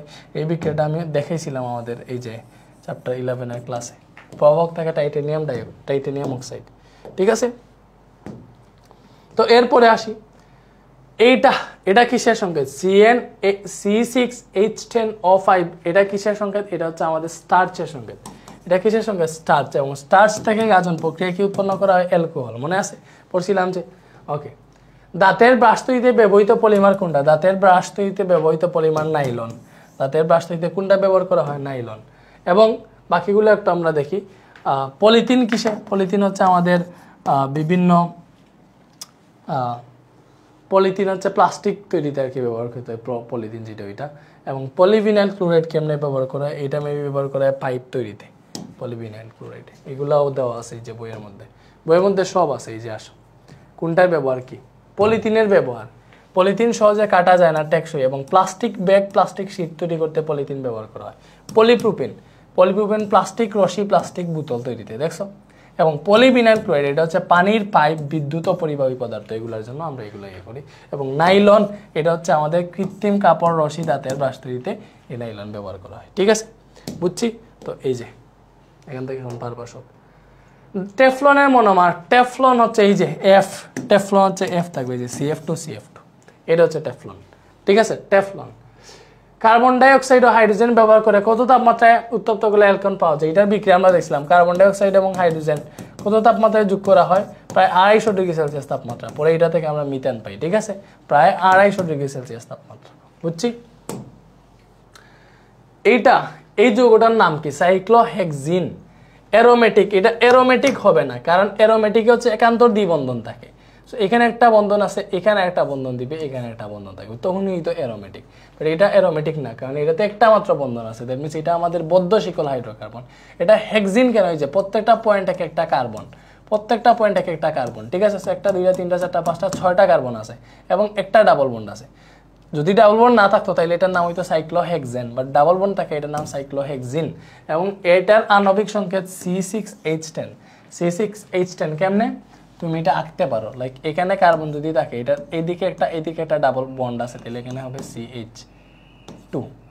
ঠিক আছে, এটা থেকে পাবা, দেখো এটাতে এইদিকে একটা বন্ড, এইদিকে দুইটা বন্ড, তাহলে পাবা CH, এখানেও CH পাবা, এখানে পাবা CH2, এখানে পাবা CH2, এখানে পাবা CH2। তো দেখো হাইড্রোজেন কয়টা? দুইটা, চারটা, পাঁচটা, 6টা, 7টা, 8টা, 9টা, 10টা, কার্বন আছে 6টা, C6H10। ঠিক আছে, C6H10। এটা আনসার হবে 1 আর 3 হবে তাইলে। এরপরে নেপথালিন, এই যৌগটার নাম নেপথালিন, এটা আমি আগে দেখাইছিলাম। এটা অ্যারোমেটিক শ্রেণীর, হ্যাঁ ঠিক আছে। এটা আণবিক সংকেত C10H8, এটা তিনটাই সঠিক, বুঝছি? এই যৌগ থেকে প্রস্তুত সম্ভব কি ভাইয়া? এই যৌগ থেকে এটা কি? দেখো C2H6, এটার সাথে যদি আমরা ব্রোমিন প্রতিস্থাপন করি এখানে আলট্রাভায়োলেট রে এর উপস্থিতিতে, তাহলে এইখান থেকে একটা হাইড্রোজেন অবশন হয়, একটা ব্রোমিন অ্যাড হবে, তাহলে C2H5Br হবে। আর এই হাইড্রোজেন আর এই ব্রোমিনে মিলে হাইড্রোজেন ব্রোমাইড উৎপন্ন করবে। তো এটা হচ্ছে আমাদের এ যৌগ, এটা হচ্ছে এ যৌগ। বলছে এ যৌগ থেকে কি প্রস্তুত সম্ভব? ইথানল। হ্যাঁ আমরা দেখছিলাম এই যে এটার সাথে পরবর্তী লাইনে C2H5Br, এটার সাথে যা সোডিয়াম হাইড্রোক্সাইড যদি যুক্ত করো, তাইলে এখান থেকে দেখো তোমার কি হবে? এই যে সোডিয়াম আর ব্রোমিনে মিলে এখানে সোডিয়াম ব্রোমাইড উৎপন্ন করবে। এবং এই যে বাকি যেটা আছে, দেখো বাকি কি আছে? C2H5 এটার সাথে OH যুক্ত হয়ে C2H5OH উৎপন্ন হবে। সো এটার নাম হচ্ছে আমাদের ইথানল, C2H5OH। ঠিক আছে, সো এটা থেকে আমরা ইথানল পাবো এবং এটা থেকে কি পাবো? ইথিন পাবো। হ্যাঁ অবশ্যই, পরে ইথানল পাইলে এই ইথানল থেকে ইথিনে যাওয়া যায় আমরা জানি। ইথানল থেকে জাস্ট নিরোধন করলেই হচ্ছে আমরা ইথিনে যেতে পারবো। এটা থেকে পরবর্তীতে সালফিউরিক অ্যাসিড দ্বারা নিরোধন করলে ইথিনে যেতে পারবো অবশ্যই। এরপরে পলিথিন, হ্যাঁ ইথিনে যাইতে পারলে ইথিন থেকে তো পরে পলিথিনেও যেতে পারবো, দেখবেন সেটা 3টাই আনসার। ঠিক আছে, কারণ ইথিনের পলিমার্কন করলেই পলিথিন পাওয়া যায়। এইটার সাথে জলীয় দ্রবণে পটাশিয়াম হাইড্রোক্সাইডের বিক্রিয়া কি তৈরি হবে? পটাশিয়াম হাইড্রোক্সাইডের বিক্রিয়া যদি করো, এই যে CH3 সোডিয়াম হাইড্রোক্সাইডের জায়গায় জাস্ট পটাশিয়াম হাইড্রোক্সাইড ইউজ করছে। এই যে পটাশিয়াম হাইড্রোক্সাইড করলে এখান থেকে পটাশিয়াম আর ব্রোমিন এখানে পটাশিয়াম ব্রোমাইড উৎপন্ন করবে, আর বাকিটা CH3 CH2 আর OH মিলে উৎপন্ন করবে CH3 CH2OH, সো অ্যালকোহল উৎপন্ন করবে। CH3 CH2OH এটা উৎপন্ন করবে নাকি করবে না, এবং KBr উৎপন্ন করবে। যে এটা পটাশিয়াম হাইড্রোক্সাইডের বিক্রিয়া কি উৎপন্ন হয়েছে? এইটা এবং এইটা। সো কোনটা? 1 নাম্বারটা 3 নাম্বারটা। এরপরে দেখো CH3 CH2COONA এটার সাথে সোডিয়াম, এটা আমরা জানি ডিকার্বক্সিলেশন বিক্রিয়া। ঠিক আছে, সো এটার সাথে সোডিয়াম হাইড্রোক্সাইড যুক্ত করছে, এখানে X উৎপন্ন করছে। Xটা কি হবে দেখো, CH3 CH2COONA আমরা জানি এই যে এখানের এই যেটা থাকে এটাকে বলা হয় R। এই R এই H এর সাথে মিলে যোগ উৎপন্ন করে। সো CH3 CH2 ছিল, H এর সাথে মিলে এটা CH3 হয়ে যাবে। ঠিক আছে, এরপরে COONA, এই যে এই O মিলে CO3 হয়, আর Na আর এই Na মিলে Na2 হয়, সোডিয়াম কার্বনেট উৎপন্ন হয়। ঠিক আছে, আমাদের X হচ্ছে এটা CH3 CH3। সো এটার নাম কি? এটার নাম হচ্ছে ইথেন। সো CH3 CH3টাকে তুমি একসাথে লিখলে C2H6 লিখতে পারবা, C2H6 হাইড্রোজেন 6টা, সো এটাও লিখতে পারবা। বুঝছি? ওকে, এরপরে এই বিক্রিয়া ক্লোরিনের সাথে বিক্রিয়া তৈলাক্ত পদার্থ উৎপন্ন করে না। এটা হচ্ছে সম্পৃক্ত মুক্ত শিকল হাইড্রোকার্বন, X এর কথা বলতেছে। তো X মুক্ত শিকল হাইড্রোকার্বন দেখছি আমরা, Xটা হচ্ছে ইথেন। X কি পেয়েছিলাম? ইথেন। তো ইথেন তো অবশ্যই আমাদের মুক্ত শিকল হাইড্রোকার্বন। এরপরে কক্ষ তাপমাত্রায় গ্যাসীয় অবস্থায় থাকে। দেখো ইথেনে কার্বন সংখ্যা কত? কার্বন আছে 2টা, তার মানে কার্বন 1 থেকে 4 এর মধ্যে থাকলে এগুলা গ্যাসীয় অবস্থায় থাকে। ঠিক আছে, আর 5 থেকে 15 হইলে আমাদের তরল অবস্থায় থাকে। তাহলে এখানে কার্বন 2 মানে কি? এটা গ্যাসীয় অবস্থায় থাকে। সো আমাদের 2 আর 3 আনসার, তাহলে 2 আর 3 আনসার। বুঝছি? সো এই প্রক্রিয়ায় কি কি উৎপন্ন হয়? আমাদের X এর সংকেত বলছে। সো ফার্স্টে দেখো CH3 CH2 CH2OH, এটা হচ্ছে অ্যালকোহল। আমরা জানি অ্যালকোহলের সাথে যদি তুমি জাইমান অক্সিজেন যুক্ত করো, কার উপস্থিতিতে? পটাশিয়াম ডাইক্রোমেট K2Cr2O7 এবং সালফিউরিক অ্যাসিডের উপস্থিতিতে H2SO4। তাহলে এখান থেকে কি উৎপন্ন হবে? এই যে এটার সাথে এই ওটা যুক্ত হবে। কি কাহিনী হয় আমি তোমাকে বলি। এই H2 আর O মিলে এখানে পানি উৎপন্ন হয়। ঠিক আছে, এবং বাকি যা আছে দেখো CH3 CH2 তারপরে এখানে কি আছে? CHO, এটা উৎপন্ন হবে CH3 CH2 CHO। এটার নাম কি ভাইয়া? এটার নাম হচ্ছে আমাদের কি? দেখো এখান থেকে X কে, এটার নাম হচ্ছে প্রোপানেল, যেহেতু অ্যালডিহাইড CHO আছে না, তাহলে এটা প্রোপানেল।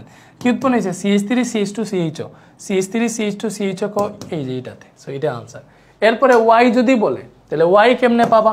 এই CH3 CH2 CHO এটার সাথে দেখো আবার জাইমান অক্সিজেন যুক্ত করছে। আবার জাইমান অক্সিজেন যুক্ত করলে কি হয়? জাস্ট এই জাইমান অক্সিজেন এটার মাঝে এসে অ্যাড হয়। এই CH3 CH2 যেরকম আছে এটার সাথে এই অক্সিজেনটা মাঝে এসে যুক্ত হয়ে COOH বা প্রোপানোয়িক অ্যাসিড উৎপন্ন করে ফেলে। ঠিক আছে, এটা হচ্ছে Y, এটা হচ্ছে Y, এটা হচ্ছে X। বুঝছি? সো এখানে যদি বলে Y যৌগ অ্যালকোহলের সাথে বিক্রিয়া কোনটি উৎপন্ন করবে? সো Y কি ভাইয়া? Y হচ্ছে পাইছে আমাদের অ্যাসিড। Y কি পাইছে? অ্যাসিড। এবং অ্যাসিড মনে রাখবা, অ্যাসিড আমাদের কার্বক্সিলিক অ্যাসিড অ্যালকোহলের সাথে বিক্রিয়া করলে এস্টার উৎপন্ন করে। কার্বক্সিলিক অ্যাসিড অ্যালকোহলের সাথে বিক্রিয়া করলে কি উৎপন্ন করে? এস্টার। কি ভাই? কার্বক্সিলিক অ্যাসিড অ্যালকোহলের সাথে বিক্রিয়া করলে এস্টার উৎপন্ন করে, এটা মনে রাখো। সো এই ছিল আমাদের চ্যাপ্টার 11। চ্যাপ্টার 11 হচ্ছে মোটা আমরা 50টার মতো এমসিকিউ সলভ করছি। আশা করি যা করছি এগুলা থেকে তুমি অনেকগুলোই ধারণা পাইছো। এইবার এইখান থেকে এই চ্যাপ্টারটা অ্যাকচুয়ালি আরও সলভ করতে হবে তোমাদের। এই চ্যাপ্টারটা আরও সলভ করো এবং এইগুলা যতগুলা বই থেকে দেখাইছি যে পার্টগুলা, ওই পার্টের এমসিকিউর জন্য যা যা দরকার ওইগুলো একটু পড়বা। ওই যে ফার্স্টের দিকে নেপথালিন, তারপর হচ্ছে কেরোসিন, পেট্রোল, গ্যাসোলিন, ওইগুলো একটু শিখ। ওকে, সো দেখো এখন হচ্ছে আমরা তোমাদের চ্যাপ্টার 12 শুরু করি। তোমাদের কেমিস্ট্রি চ্যাপ্টার 12 আমাদের জীবনের রসায়ন, ঠিক আছে? তো এটা হচ্ছে আমরা এমসিকিউ ক্লাসটা শুরু করি। ফার্স্টেই বলছে কোনটি আমাদের শরীরে ইলেকট্রোলাইটের চাহিদা পূরণ করে? মনে রাখবা, লবণ আমাদের শরীরের ইলেকট্রোলাইটের চাহিদা পূরণ করে। কে ভাইয়া? লবণ, সোডিয়াম ক্লোরাইড আমাদের শরীরের ইলেকট্রোলাইটের চাহিদা পূরণ করে, ঠিক আছে? ওকে, এরপরে নিচের কোনটি হজমের সহায়তা করে? হজমের সহায়তা করে কোনটা ভাইয়া? হজমের সহায়তা করে তোমার হজমের সহায়তা করে কিন্তু কার্বনিক অ্যাসিড। হজমের সহায়তা করে কার্বনিক অ্যাসিড। এখানে হাইড্রোক্লোরিক অ্যাসিড কেন দাগানো আমি বুঝতেছি না। হজমে তো কার্বনিক অ্যাসিড সহায়তা করার কথা, ঠিক আছে? হজমে কে সহায়তা করে ভাইয়া? হজমে সহায়তা করে কার্বনিক অ্যাসিড। তারপরে ভাইয়া একটু কনফার্ম হয়ে তোমাদেরকে বলে দিই, যেহেতু ক্লাসে কনফার্ম হওয়া উচিত। সো হজমে সহায়তা করে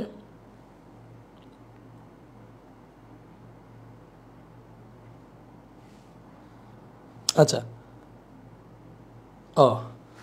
সরি, খাদ্য হজমে আর এটা কি করে? কার্বনিক অ্যাসিড যেটা, এটা হচ্ছে আমাদের পানীয়। এটার কাজ কি তাইলে? আচ্ছা, এটার কাজ আমি পরে বলতেছি। ফার্স্টে হচ্ছে ওই যে আমাদের হাইড্রোক্লোরিক অ্যাসিড পাকস্থলীতে থাকে, এটা কি করে? এখান থেকে যখন আমাদের মনে করো পেপসিনোজেন নিঃসৃত হয়, এই পেপসিনোজেনকে হাইড্রোক্লোরিক কি করে? ওটাকে সচল করে পেপসিন করে ফেলে। এই পেপসিন আবার পরে আমিষকে কি করে? মানে আমিষ পরিপাকে সাহায্য করে। তো এই পরিপাকে কোনটা সাহায্য করে? হাইড্রোক্লোরিক অ্যাসিড, এটা হজমে সাহায্য করে, ঠিক আছে?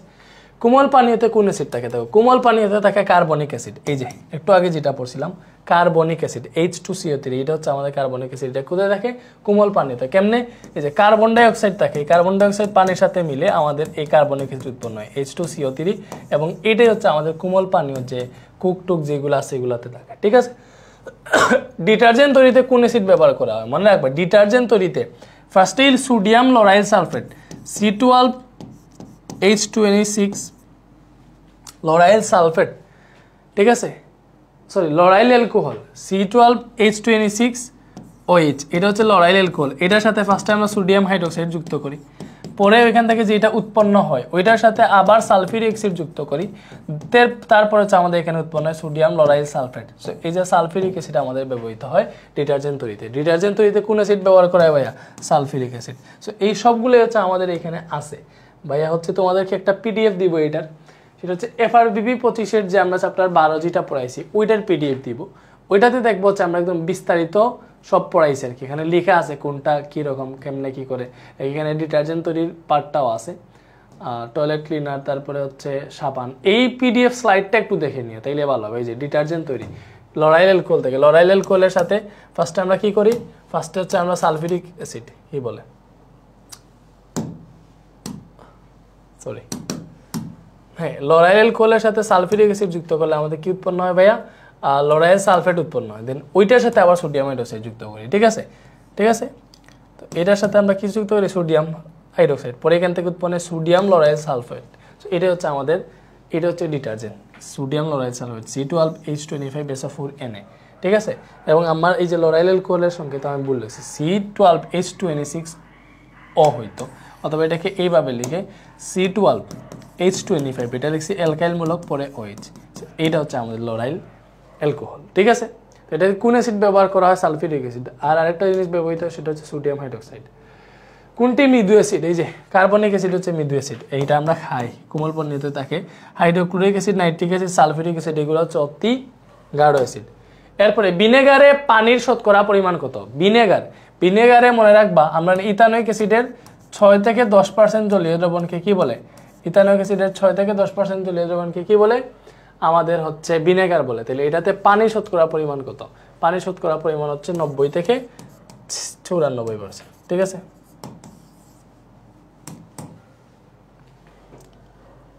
বেকিং পাউডারে কোন অ্যাসিড থাকে? দেখো, বেকিং পাউডার আমরা দেখছিলাম, বেকিং পাউডার তৈরিতে এই যে সোডিয়াম বাইকার্বনেট, বেকিং পাউডারে এই যে সোডিয়াম বাইকার্বনেট যেটা, এটার সাথে টার্টারিক অ্যাসিড থাকে। কি থাকে ভাই? টার্টারিক অ্যাসিড, C4H6O6, এটা হচ্ছে টার্টারিক অ্যাসিড। বেকিং পাউডারে কি কি থাকে? এই যে তার বেকিং পাউডার সোডিয়াম বাইকার্বনের সাথে জাস্ট টার্টারিক অ্যাসিডটা থাকে। কি থাকে? Tartaric acid. কি থাকে ভাইয়া? টার্টারিক অ্যাসিড থাকে, বুঝছি? ওকে, সেখানে কি থাকে? এখানে থাকে হচ্ছে আমাদের টার্টারিক অ্যাসিড। ওকে, এটা হচ্ছে টার্টারিক অ্যাসিড।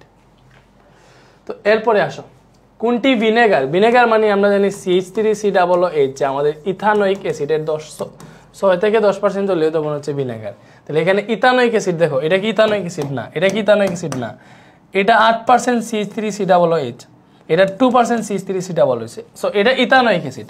সো আমরা জানি ইথানোয়িক অ্যাসিডের 6 থেকে 10% জলীয় দ্রবণ হচ্ছে ভিনেগার। সো এটাতে আমরা দেখতেছি 2% ইথানোয়িক অ্যাসিড, তাহলে এটা হবে না, তাহলে 6 থেকে 10% জলীয় দ্রবণ হইতে হবে। সো 6 থেকে 10%-এর মধ্যে 8% পড়ে দিতে, সেটাই হচ্ছে আমাদের আনসার। ঠিক আছে, এরপরে সোডা অ্যাশের সংকেত কি দেখো, সোডা অ্যাশ হচ্ছে আমাদের সোডিয়াম কার্বনেট Na2CO3, এটা সোডা অ্যাশ, এবং সোডা অ্যাশের সাথে 10 অণু পানি যদি যুক্ত হয়, ঠিক আছে, তাহলে ওইটাকে বলা হয় আমাদের বেকিং সোডা। ঠিক আছে, তো এটা হচ্ছে আমাদের সোডা অ্যাশ, সোডিয়াম কার্বনেট, এবং এটার সাথে 10 অণু পানি যুক্ত হইলে যেটা উৎপন্ন হয় এটা হচ্ছে আমাদের কাপড় কাচার সোডা। এই যে এটা কাপড় কাচার সোডা, ঠিক আছে, আর এটা হচ্ছে আমাদের সোডা অ্যাশ। ওকে, এটা হচ্ছে আমাদের সোডা অ্যাশ, এবং এই যে এটার সাথে যদি 10 অণু পানি যুক্ত করে ফেলো, তাহলে এখানে যেটা উৎপন্ন হবে এটা হচ্ছে আমাদের বেকিং সোডা বা কাপড় কাচার সোডা আর কি, কাপড় কাচার সোডা। টয়লেট ক্লিনার মিশ্রিত কি থাকে দেখো, টয়লেট ক্লিনারের মূল উপাদান হচ্ছে সোডিয়াম হাইড্রোক্সাইড, এবং এটাতে শুধুমাত্র সোডিয়াম হাইড্রোক্সাইড থাকে না, সোডিয়াম হাইড্রোক্সাইডের সাথে অল্প পরিমাণ সোডিয়াম হাইপোক্লোরাইড, মানে সোডিয়াম হাইপোক্লোরেট থাকে, এটার নাম কি সোডিয়াম হাইপোক্লোরেট, এটা থাকে NaOCl। ঠিক আছে, NaOCl থাকে, এটা সোডিয়াম হাইড্রোক্সাইডের সাথে এটা থাকে। তো এটা কি করে, এটা হচ্ছে বিভিন্ন, এই যে এই ব্যাপারটা আমি লিখছি টয়লেট ক্লিনার, এই জিনিসটা তোমাকে দেখাই যে এখানে আছে টয়লেট ক্লিনার না, এই যে দেখো একদম টয়লেট ক্লিনার, এই যে টয়লেট ক্লিনারের মূল উপাদান হচ্ছে সোডিয়াম হাইড্রোক্সাইড। ঠিক আছে, দেখো টয়লেট ক্লিনারের মূল উপাদান কি, সোডিয়াম হাইড্রোক্সাইড। তো এটাতে শুধুমাত্র সোডিয়াম হাইড্রোক্লোরাইড থাকে না, সোডিয়াম হাইপোক্লোরাইড মিশ্রিত থাকে এটার সাথে।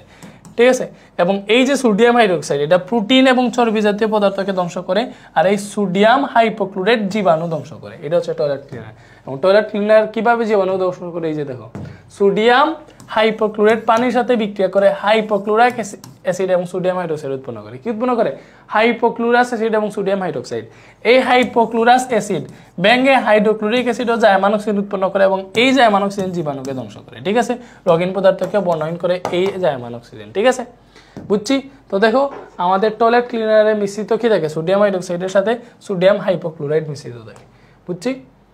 এরপরে কাপড় কাচার সোডা কোনটা, যে কাপড় কাচার সোডা হচ্ছে 10 অণু পানি মিশ্রিত, যেটা এটা একটু আগে পড়ছি।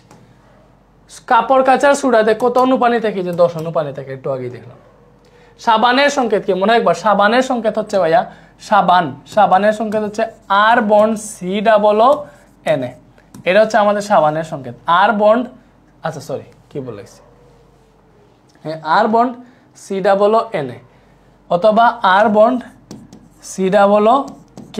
সো এটা হচ্ছে আমাদের পটাশিয়াম, এটা হচ্ছে পটাশিয়াম স্টিয়ারেট, এটা হচ্ছে সোডিয়াম স্টিয়ারেট, মানে এটা হচ্ছে পটাশিয়াম সাবান আর কি, এটা সোডিয়াম সাবান। সো আমি তোমাকে দেখাই জিনিসটা, এই যে এখানে আর এর নির্দিষ্ট মান আছে। আর হচ্ছে অ্যালকাইল মূলক, যেখানে কার্বন সংখ্যা 12 থেকে 17 পর্যন্ত। আল কি, আর তো বুঝতেছো, আর মানে অ্যালকাইল মূলক, যেখানে কার্বন 12 থেকে 17। অ্যালকাইল মানে কি, CnH2n+1। ঠিক আছে, এটা হচ্ছে আর। তো আমাদের R বন্ড COONA থাকবে। সো এখানে দেখো কি আছে, আর এর জায়গায় C19 আছে, বাট আমরা দেখছি কার্বন 12 থেকে 17 এর মধ্যে হইতে হবে। সো এটা ফার্স্টেই বাদ। ঠিক আছে, তো এটাতে দেখো C17H35 দিয়ে পরে COO2CA দিয়ে দিয়েছে, বাট আমাদের সাবানের সংকেত হচ্ছে R বন্ড COONA। ঠিক আছে, তো R বন্ড COONA নাকি না, এটা দেখো CA দেওয়া আছে, এটা ভুল। তো এইটা অথবা এটা আনসার। এখন কোনটা আনসার, এখানে দেখো এটা কি দেওয়া আছে, C11H21।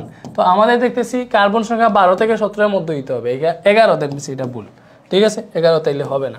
তো এই যে এটা দেখো C16 দেওয়া আছে, C16 পরে H33, ভালো করে বুঝো, 16 দুগুণা কত 32, সাথে 1 যোগ করছে, তাহলে এই যে 2n+1 CnH2n+1 এই শর্তটাকে মানতেছে। দ্যাট মিন্স এটা হচ্ছে আমাদের অ্যালকাইল মূলক আর, এটা হচ্ছে আর, এটার সাথে কি যুক্ত হয়েছে, COOK যুক্ত হয়েছে, COOK যুক্ত হয়েছে, COOK যুক্ত হয়েছে। সো এটা হচ্ছে আমাদের সাবান। ঠিক আছে, এটার সাথে Na যুক্ত হইলেও সাবান হইতো, বাট তোমাকে জাস্ট এগুলা খেয়াল করতে হবে যে সাবানের সংকেত হচ্ছে R বন্ড COONA অথবা R বন্ড COOK। আর এর মধ্যে যে আর এর যেটা থাকবে অ্যালকাইল, এটার কার্বন সংখ্যা 12 থেকে 17 হইতে হবে, বুঝছি। টয়লেট ক্লিনারের মূল উপাদান কোন ধাতু থাকে, দেখো টয়লেট ক্লিনারের মূল উপাদান হচ্ছে সোডিয়াম হাইড্রোক্সাইড। এই সোডিয়াম হাইড্রোক্সাইডে কোন ধাতু থাকে, সোডিয়াম ধাতু থাকে। কোন ধাতু থাকে, সোডিয়াম ধাতু থাকে, বুঝছি। উচ্চতর ফ্যাটি অ্যাসিড ও গ্লিসারিনের ট্রাই এস্টার কঠিন অবস্থায় থাকলে তাকে কি বলে? উচ্চতর ফ্যাটি অ্যাসিড ও গ্লিসারিনের ট্রাই এস্টার কঠিন অবস্থায় থাকলে তাকে বলা হয় চর্বি। চর্বি। উচ্চতর ফ্যাটি অ্যাসিড ও গ্লিসারিনের ট্রাই এস্টার কঠিন অবস্থায় থাকলে তাকে কি বলা হয়? চর্বি। এবং এটা থেকে সাবান উৎপন্ন করে। বুঝছি?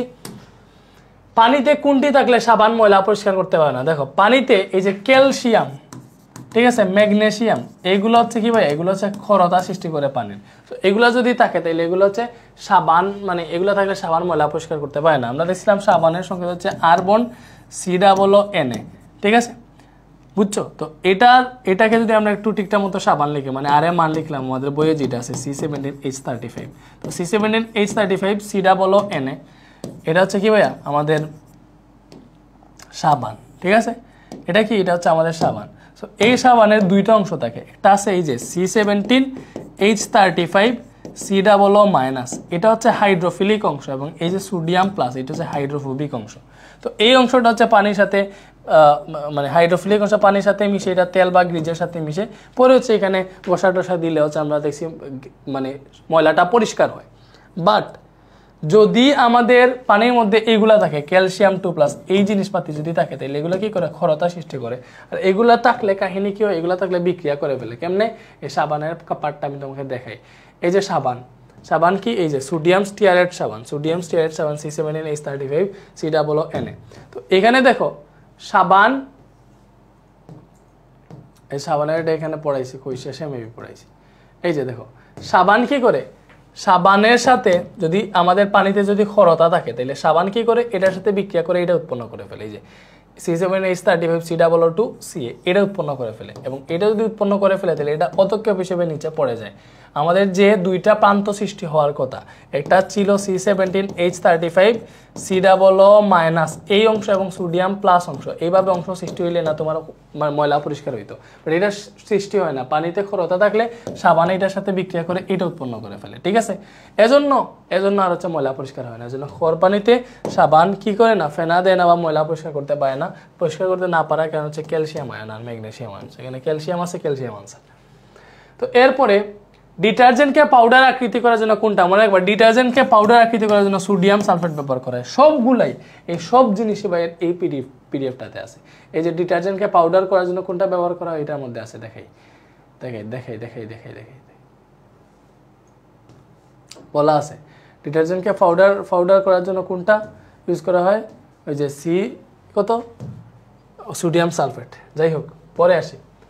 পুকুরে অতিরিক্ত ডিটারজেন্ট ব্যবহারে পুকুরে উদ্ভিদের পরিমাণ বেড়ে যায় নিম্নের কোন উপাদানের কারণে? পুকুরে উদ্ভিদের পরিমাণ বেড়ে যায় ট্রাইসোডিয়াম ফসফেটের কারণে। কারণ ট্রাইসোডিয়াম ফসফেট এমন একটা জিনিস যেটার জন্য হচ্ছে উদ্ভিদ অনেক গ্রো করে, ঠিক আছে, তাড়াতাড়ি গ্রো করে, এটা এজ এ সার হিসেবে কাজ করে। তখন ট্রাইসোডিয়াম ফসফেট ডিটারজেন্টের কারণে বেড়ে যাওয়ায় পুকুরের নিচে বা পানির নিচে যে উদ্ভিদগুলো থাকে ওইগুলো তাড়াতাড়ি বেড়ে যায়। বেড়ে গেলে কি করে? ওইগুলো অক্সিজেন শোষণ করে ফেলে, পরে হচ্ছে মাছ মারা যায়। তো এটা হচ্ছে ডিটারজেন্টের ফুলের মধ্যে ছিল, আমরা পড়ছিলাম।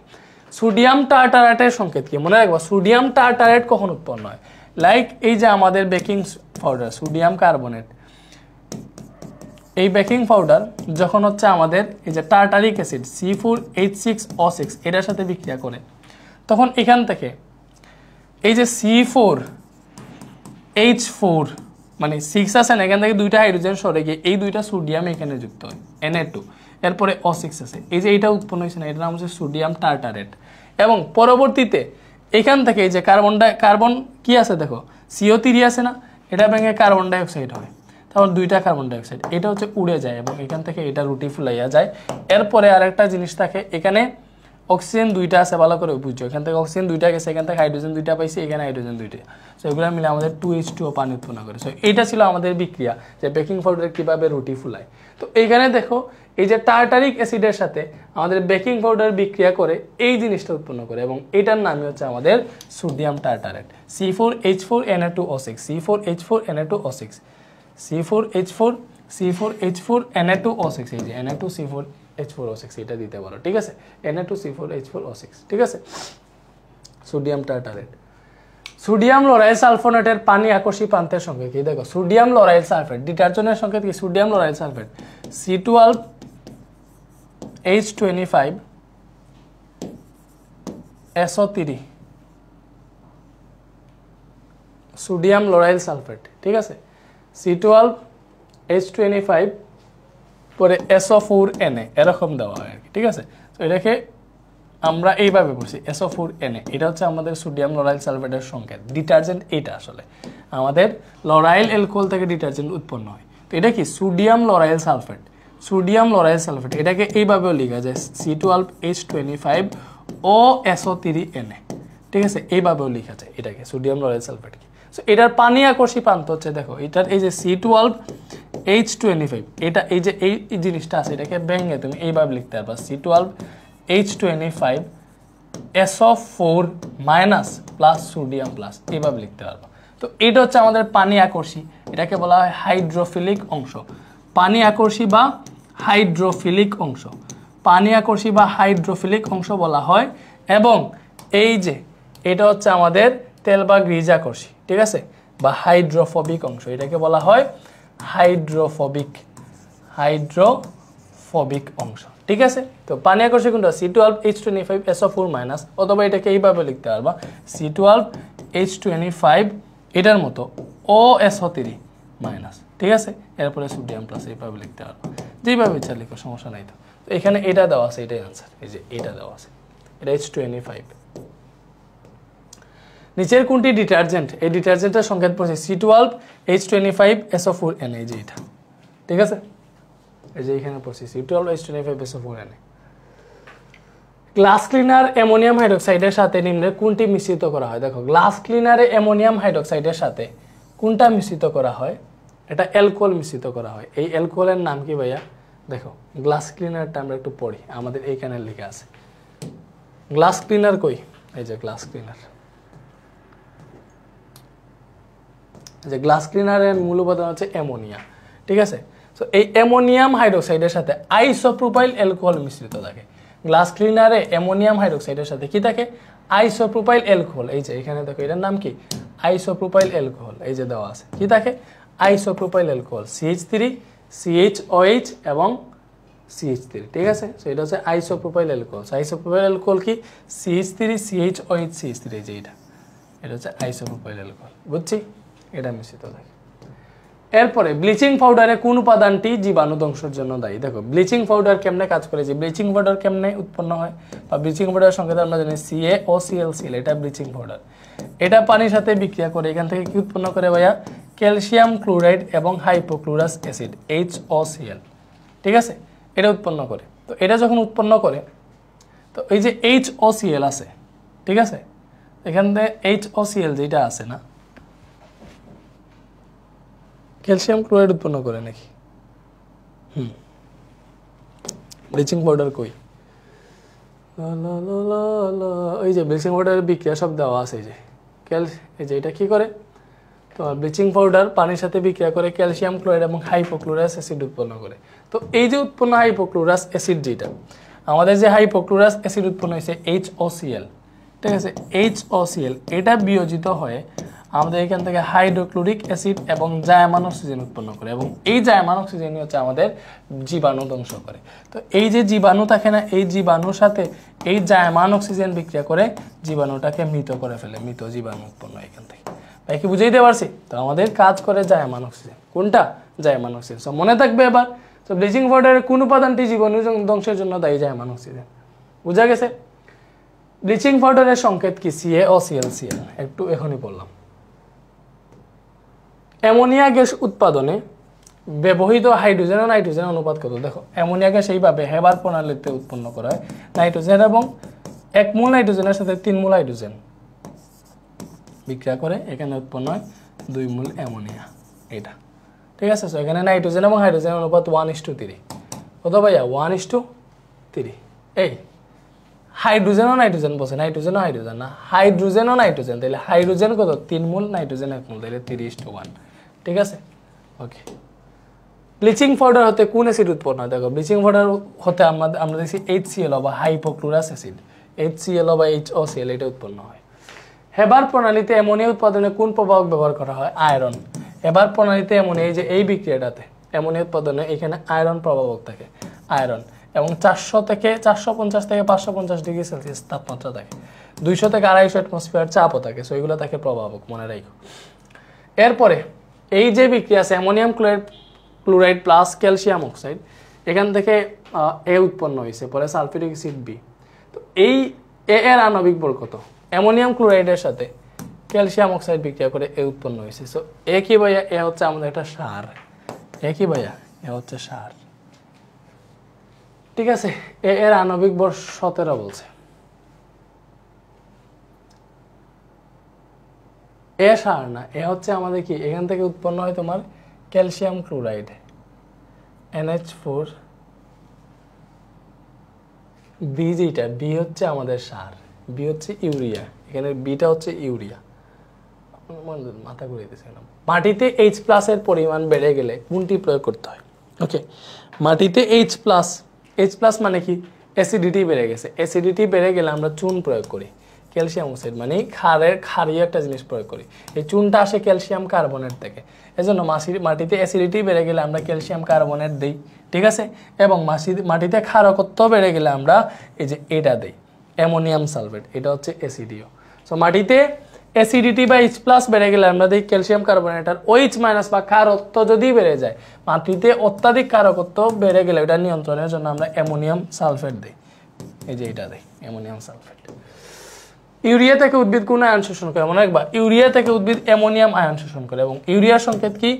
NH2CO NH2, এটা হচ্ছে আমাদের ইউরিয়া। এটা কি? ইউরিয়া। এবং ইউরিয়া হচ্ছে ইউরিয়েজ নামক এনজাইমের সাহায্যে ব্যঙ্গে আমাদের কি ওইখান থেকে কি শোষণ করে উদ্ভিদ? Ammonium ion. সো এইগুলো আমাদের এখানে দেওয়া আছে, বা এটা একটু দেখাই তোমাদের।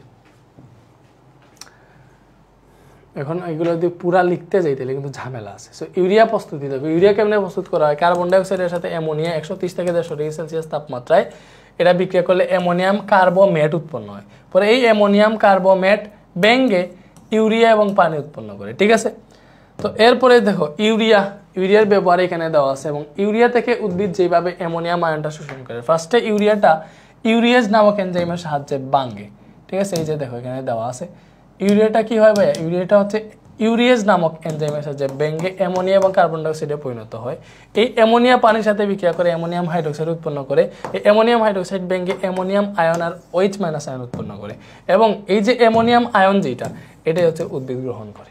ঠিক আছে, সো এই স্লাইডটা একটু দেখো, তাইলে এই চ্যাপ্টারের MCQ আর CQ বলার কোনো কিছুতে ঝামেলা হবে না ইনশাআল্লাহ। এটা আমাদের FRBB 25-এর চ্যাপ্টার 12-এর স্লাইড। ঠিক আছে, ইউরিয়ার গলনাঙ্ক কত? এই যে ইউরিয়ার গলনাঙ্ক মনে রাখবে 133 ডিগ্রি সেলসিয়াস। ইউরিয়া গলনাঙ্ক কত? 133 ডিগ্রি সেলসিয়াস।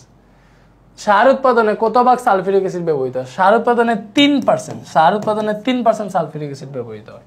ঠিক আছে, কার্বাইড দিয়ে আম পাকানো বলতে নিচের কোনটি দ্বারা পাকানো বোঝায়? দেখো, কার্বাইড দিয়ে আম পাকানো বলতে যে ক্যালসিয়াম কার্বাইড, এটা ক্যালসিয়াম কার্বাইড পানির সাথে বিক্রিয়া করে আমরা দেখছিলাম এখানে উৎপন্ন করে CH ট্রিপল বন্ড CH। ঠিক আছে, এটা উৎপন্ন করে। তারপরে আর কি উৎপন্ন হয়? এখানে কার্বন ডাইঅক্সাইড উৎপন্ন হয়, মেবি কার্বন ডাইঅক্সাইড উৎপন্ন হয় নাকি, সরি ক্যালসিয়াম অক্সাইড উৎপন্ন হয়। কার্বন ডাইঅক্সাইড কি বলে? Calcium oxide. সিআর এখান থেকে ওটা ক্যালসিয়াম অক্সাইড উৎপন্ন হয়। সো আমাদের কার্বাইড দিয়ে আম পাকানো বলতে এটা দিয়ে আম পাকানো বোঝায়। আসলে কার্বাইডটা পানির সাথে বিক্রিয়া করে এটা উৎপন্ন করে, এটার নাম হচ্ছে অ্যাসিটিলিন অথবা ইথাইন। সো এই যে অ্যাসিটিলিন আছে, এই অ্যাসিটিলিন দিয়ে আম পাকানো বোঝায়। এটার নাম, আরেকটার নাম কি? এটার অন্য নাম হচ্ছে ইথাইন বা অ্যাসিটিলিন। সো কার্বাইড দিয়ে আম পাকানো বলতে অ্যাসিটিলিন দ্বারা আম পাকানো বোঝায়। কোনটি অনুমোদিত ফুড প্রিজারভেটিভস? এবারে আসো, অনুমোদিত আর অনুনমোদিত। এটা আছে অনুমোদিত, একটা আছে কি ভাইয়া? অনুমোদিত। অনুমোদিত এক জিনিস, আর একটা আছে অনুনমোদিত। অনুনমোদিত। সো অনুমোদিত কোনগুলা? যে মানে যে খাদ্য সংরক্ষক গুলা আমাদের দেহের ক্ষতি করে না, এগুলো হচ্ছে অনুমোদিত প্রিজারভেটিভস। এগুলা হচ্ছে মানে কি করা? এগুলো হচ্ছে সার্টিফাইড আর কি, বুঝছো? বাট অনুনমোদিত মানে কি? এগুলা কোনো ব্যবহার করার জন্য এগুলা সার্টিফাইড না। ঠিক আছে, সো অনুনমোদিত হচ্ছে আমাদের ফরমালিন, অ্যাসিটিলিন, এগুলা ব্যবহার শরীরের জন্য ক্ষতি করে এবং এগুলা সার্টিফাইড না। বাট আমাদের এই যে ক্যালসিয়াম কার্বাইড হচ্ছে আমাদের অনুনমোদিত। ঠিক আছে, ইথিলিনও অনুনমোদিত। ইথিলিন যেটা, এটা অনুনমোদিত, মানে এগুলা সার্টিফাইড না। বাট অনুমোদিত কোনগুলা? বেনজোইক অ্যাসিড, তারপরে ভিনেগার, এগুলা সার্টিফাইড, বুঝছো? তারপরে বেনজোইক সালফেট এগুলো আছে, এগুলো হচ্ছে আমাদের অনুমোদিত, মানে এগুলা ব্যবহার করলে আমাদের শরীরের ক্ষতি হয় না, মানে এগুলো খাদ্য সংরক্ষক হিসেবে ব্যবহার করলে। সো অনুমোদিত হচ্ছে বেনজোইক অ্যাসিড। কোনটিকে প্রিজারভেটিভস বলা হয়? সোডিয়াম বেনজয়েট, এটাও কিন্তু অনুমোদিত একটা প্রিজারভেটিভস, অনুমোদিত। এখানে অ্যাড করো সোডিয়াম বেনজয়েট অনুমোদিত, সোডিয়াম বেনজয়েট হচ্ছে কি ভাইয়া? অনুমোদিত প্রিজারভেটিভস, বুঝতেছি? এটা হচ্ছে অনুমোদিত। এরপরে বিশ্ব স্বাস্থ্য সংস্থার অনুমোদিত প্রিজারভেটিভস কোনটি? এই যে ইথিলিন, অ্যাসিটিলিন, ফরমালিন, এগুলা কি অনুমোদিত? ভাইয়া বলছি না, মানে এগুলা বিশ্ব স্বাস্থ্য সংস্থার অনুমোদিত না। অনুমোদিত কোনটা? এই যে বেনজোইক অ্যাসিড। কেন? কারণ এটা হচ্ছে আমাদের খাদ্য সংরক্ষক হিসেবে ব্যবহার করে, এটা দেহের কোনো ক্ষতি করে না, বাট বাকিগুলা ক্ষতি করে। পিবিসি এর মনোমার কি? পিবিসি হচ্ছে পলিভিনাইল ক্লোরাইড, পলিভিনাইল ক্লোরাইডের মনোমার হচ্ছে আমাদের ইথাইল ক্লোরাইড, সরি এই যে CH2 এটা থেকে হচ্ছে আমাদের পলিভিনাইল ক্লোরাইড উৎপন্ন হয়। কেমনে? যে CH2 ঠিক আছে, n সংখ্যক থাকে, তো ওইটা জাস্ট বিক্রিয়া করে এখান থেকে উৎপন্ন করে CH, কি উৎপন্ন করে? CH বন্ড CHCl, এইদিকে একটা বন্ড এইদিকে একটা বন্ড বের হয়, এটার নাম হচ্ছে পলিভিনাইল ক্লোরাইড বা পিবিসি। সো এটার মনোমার হচ্ছে এটা CH2CHCl, CH2CHCl, CH2CHCl, এই যে H2CHCl, কি কথা? সোডিয়াম লরাইল সালফেটের একটা অণুতে পরমাণু সংখ্যা কত? সোডিয়াম লরাইল সালফেট মানে ডিটারজেন্ট, তো সোডিয়াম লরাইল সালফেট, তো লরাইল মানে C12H25, সালফেট SO4, পরে সোডিয়াম, এই যে সোডিয়াম লরাইল সালফেট, এটাতে এক অণুতে কয়টা পরমাণু আছে? কার্বন আছে 12টা, হাইড্রোজেন আছে 25টা, সালফার আছে 1টা, অক্সিজেন আছে 4টা, সোডিয়াম আছে 1টা। টোটাল কতটা হিসাব করো? 12, 25, 1, 4, 1, এখানে 43টা আসতেছে। কয়টা আসতেছে? 43টা। তো সোডিয়াম লরাইল সালফেটে কতটা আছে? 43টা। ব্যাসলিন তৈরিতে কোনটা ব্যবহার করে? এটা আমরা পড়ছিলাম। ব্যাসলিন তৈরিতে কোনটা ব্যবহার করা হয়? প্যারাফিন মোম। প্যারাফিন মোম হচ্ছে ব্যাসলিন তৈরিতে ব্যবহার করা হয়, ঠিক আছে? প্যারাফিন মোম। এরপরে কাগজে কি থাকে? কাগজে থাকে সেলুলোজ। কাগজে কি থাকে? কাগজে থাকে সেলুলোজ। এরপরে চায়ে কোনটা থাকে? দেখো চায়ে থাকে ট্যানিক অ্যাসিড। চায়ে কোন অ্যাসিড থাকে? চায়ে থাকে ট্যানিক অ্যাসিড, মনে রাখবা। চায়ে থাকে ট্যানিক অ্যাসিড। দুধে থাকে ল্যাকটিক অ্যাসিড, ঠিক আছে? টার্টারিক অ্যাসিড থাকে তেঁতুলে। অ্যাসকর্বিক অ্যাসিড কোথায় থাকে জানি না, বাট চায়ে থাকে ট্যানিক অ্যাসিড, মনে রাখবা। চায়ে কোন অ্যাসিড থাকে? Tannic acid. এটাতে দেখো সোডিয়াম বাইকার্বনেট, এই যে বেকিং পাউডার আমাদের টার্টারিক অ্যাসিডের সাথে বিক্রিয়া করে এখানে সোডিয়াম টার্টারেট উৎপন্ন করছে এবং এখানে কার্বন ডাইঅক্সাইড উৎপন্ন হয়। এই বিক্রিয়াটা আমরা দেখছিলাম। তো এই কার্বন ডাইঅক্সাইড যে গ্যাসটা আছে, এই গ্যাসটা অম্লধর্মী, অবশ্যই কার্বন ডাইঅক্সাইড অম্লধর্মী। কেক ফুলাতে সাহায্য করে অবশ্যই, কারণ কার্বন ডাইঅক্সাইড যখন উড়ে যায়, এটা যেহেতু গ্যাস, এটা উড়ে যায়, উড়ে যাওয়ার সময় কেকটাকে ফুলাইয়া যায়। এরপর এটা বায়ু অপেক্ষা ভারী, তিনটাই সঠিক। এরপরে CH3CHO জায়মান অক্সিজেন।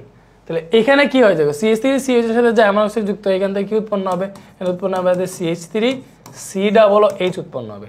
জায়মান অক্সিজেন এখানে জাস্ট এর হয়েছে। তো এই এক যেটা উৎপন্ন হয়েছে, এটা কি খাদ্য সংরক্ষক হিসেবে ব্যবহৃত হয়, ঠিক আছে? শক্তিশালী অ্যাসিড হিসেবে কাজ করে, ঠিক আছে? বন্ড COH বিশিষ্ট জৈব অ্যাসিড, এটাও ঠিক আছে, ঠিক আছে?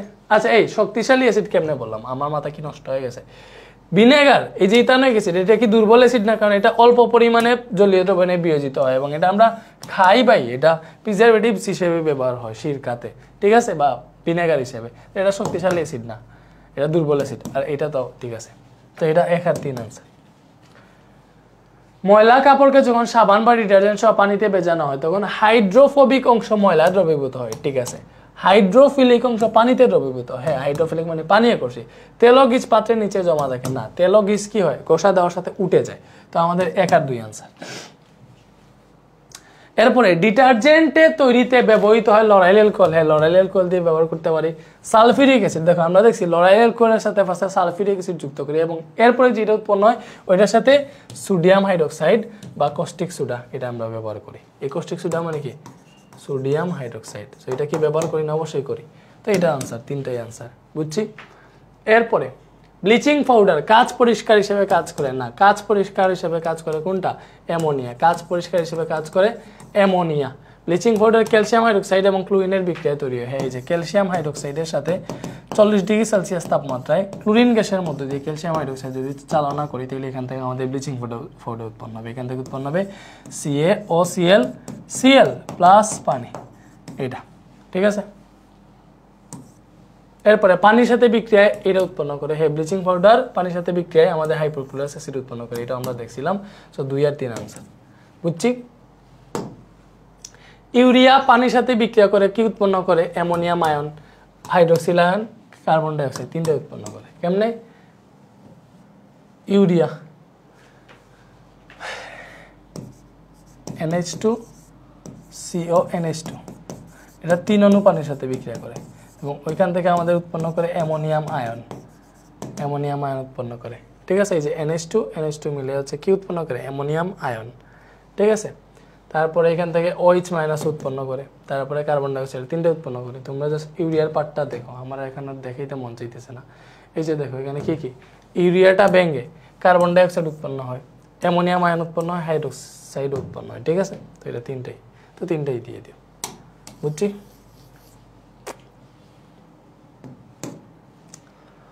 এরপরে আসো, ফল পাকাতে কোন কোন রাসায়নিক পদার্থ ব্যবহার করা হয়? ইথোফেন ব্যবহার করা হয়, ক্যালসিয়াম কার্বাইড, অবশ্যই এই যে ক্যালসিয়াম কার্বাইড দেখছিলাম ওইখান থেকে অ্যাসিটিলিন ফল পাকাতে সাহায্য করে, ক্যালসিয়াম কার্বাইড ব্যবহার করা হয়, বিথাইলিন ব্যবহার করা হয় না। সো 1 আর 3 আনসার, ঠিক আছে। এরপর এটাই শেষ ম্যাথ, ভিনেগারে 30% 40% অ্যাসিটিক অ্যাসিডের জলীয় দ্রবণ না, এটা 6 থেকে 10% অ্যাসিটিক অ্যাসিডের জলীয় দ্রবণ। এর জলীয় দ্রবণের pH 7 এর কম, এটা কেন ঠিক আছে বলো? কারণ এটা অ্যাসিড আর অ্যাসিডের pH 7 এর কম থাকে। ঠিক আছে, এটি আচার তৈরিতে ব্যবহার হয়, এটাও ঠিক আছে। এটার আনসার কি? 2 আর 3। তো আজকে এতটুকুই, আজকে বলতে এটাই আমাদের শেষ ক্লাস ছিল। সো আমরা আমাদের কেমিস্ট্রি এমসিকিউ আন্ডার সিজ আল্লাহর রহমতে শেষ করতে পারছি। একটা কথাই বলবো, দেখো আমরা কিন্তু 12টা চ্যাপ্টারেই এমসিকিউ শেষ। তো এইবার এই এমসিকিউগুলো তো তুমি ভালো করে এখানে পড়ছো, প্রত্যেকটা এমসিকিউ বাই ডিটেলসে বুঝাইয়া পড়াইছি, প্রত্যেকটাতে সবগুলো অপশন বুঝাইছি যে একটা হয়েছে অন্যটা কেন হয় নাই। এখান থেকে তুমি এমসিকিউগুলো একদম ক্লিয়ারলি শিখতে পারছো। ফার্স্ট কথা হচ্ছে এটা, ভালোভাবে শিখতে পারছো। তো এইবার নিজে একটু প্র্যাকটিস করো। এমসিকিউ তো শেষ, আজকে ক্লাস দেখো শেষ না, এবার নিজে একটু যে কোনো গাইড বের করে তুমি জাস্ট প্র্যাকটিস করো। এটা এই জন্য না যে আরও শিখতে হবে, এটা এই জন্য যে তুমি যে শিখছো পারো ওইটাকে আরও দ্রুত কেমনে সলভ করবা, দ্রুত কেমনে অ্যাপ্রোচ করবা, ওইটা বোঝার জন্য সলভ করো, যাতে পরীক্ষায় দেখলে আনসার দিয়ে দিতে পারো। ঠিক আছে, এবং এই টাইপগুলো থেকে আসবে, বাট আরও যাতে স্প্রেডলি পড়া যায়, তোমাকে নিজে সলভ করতে হবে না। নিজে সলভ করার উপরে কিছু নাই, যে কোনো গাইড টেস্ট পেপার বের করে ধুমাই এমসিকিউ সলভ করো, পারবে ইনশাল্লাহ। বেস্ট অফ লাক তোমাদের জন্য। আমাদের কেমিস্ট্রি এমসিকিউ আন্ডার সিরিজের ক্লাস এতটুকুই। তো আশা করি ক্লাস অনেক ভালো লাগছে, আমাদের সাথে যাত্রা ভালো হয়েছে। সো আমরা 2 মাসে শেষ করছি না, ফেব্রুয়ারিতে ক্লাস শুরু করছি আর মার্চের আজকে 25 তারিখ শেষ হয়ে গেছে। আরও দ্রুত চাইলে 1 মাস কি 20 দিনেও শেষ করা যেত, বাট আমরা অনেকগুলা ক্লাস সবগুলা কোর্সে ক্লাস দেওয়ায় ব্যস্ত ছিলাম, এজন্যই মনে করো একটু দেরি হয়েছে। ঠিক আছে, বাট শেষ তো করতে পারছি। তোমাদের পরীক্ষার এখনও 20 দিন আছে, 20 দিন আগেই শেষ করে ফেলছি। সো ভালো থাকো, আমাদের এতটুকুই ছিল আজকের ক্লাস। আল্লাহ হাফিজ।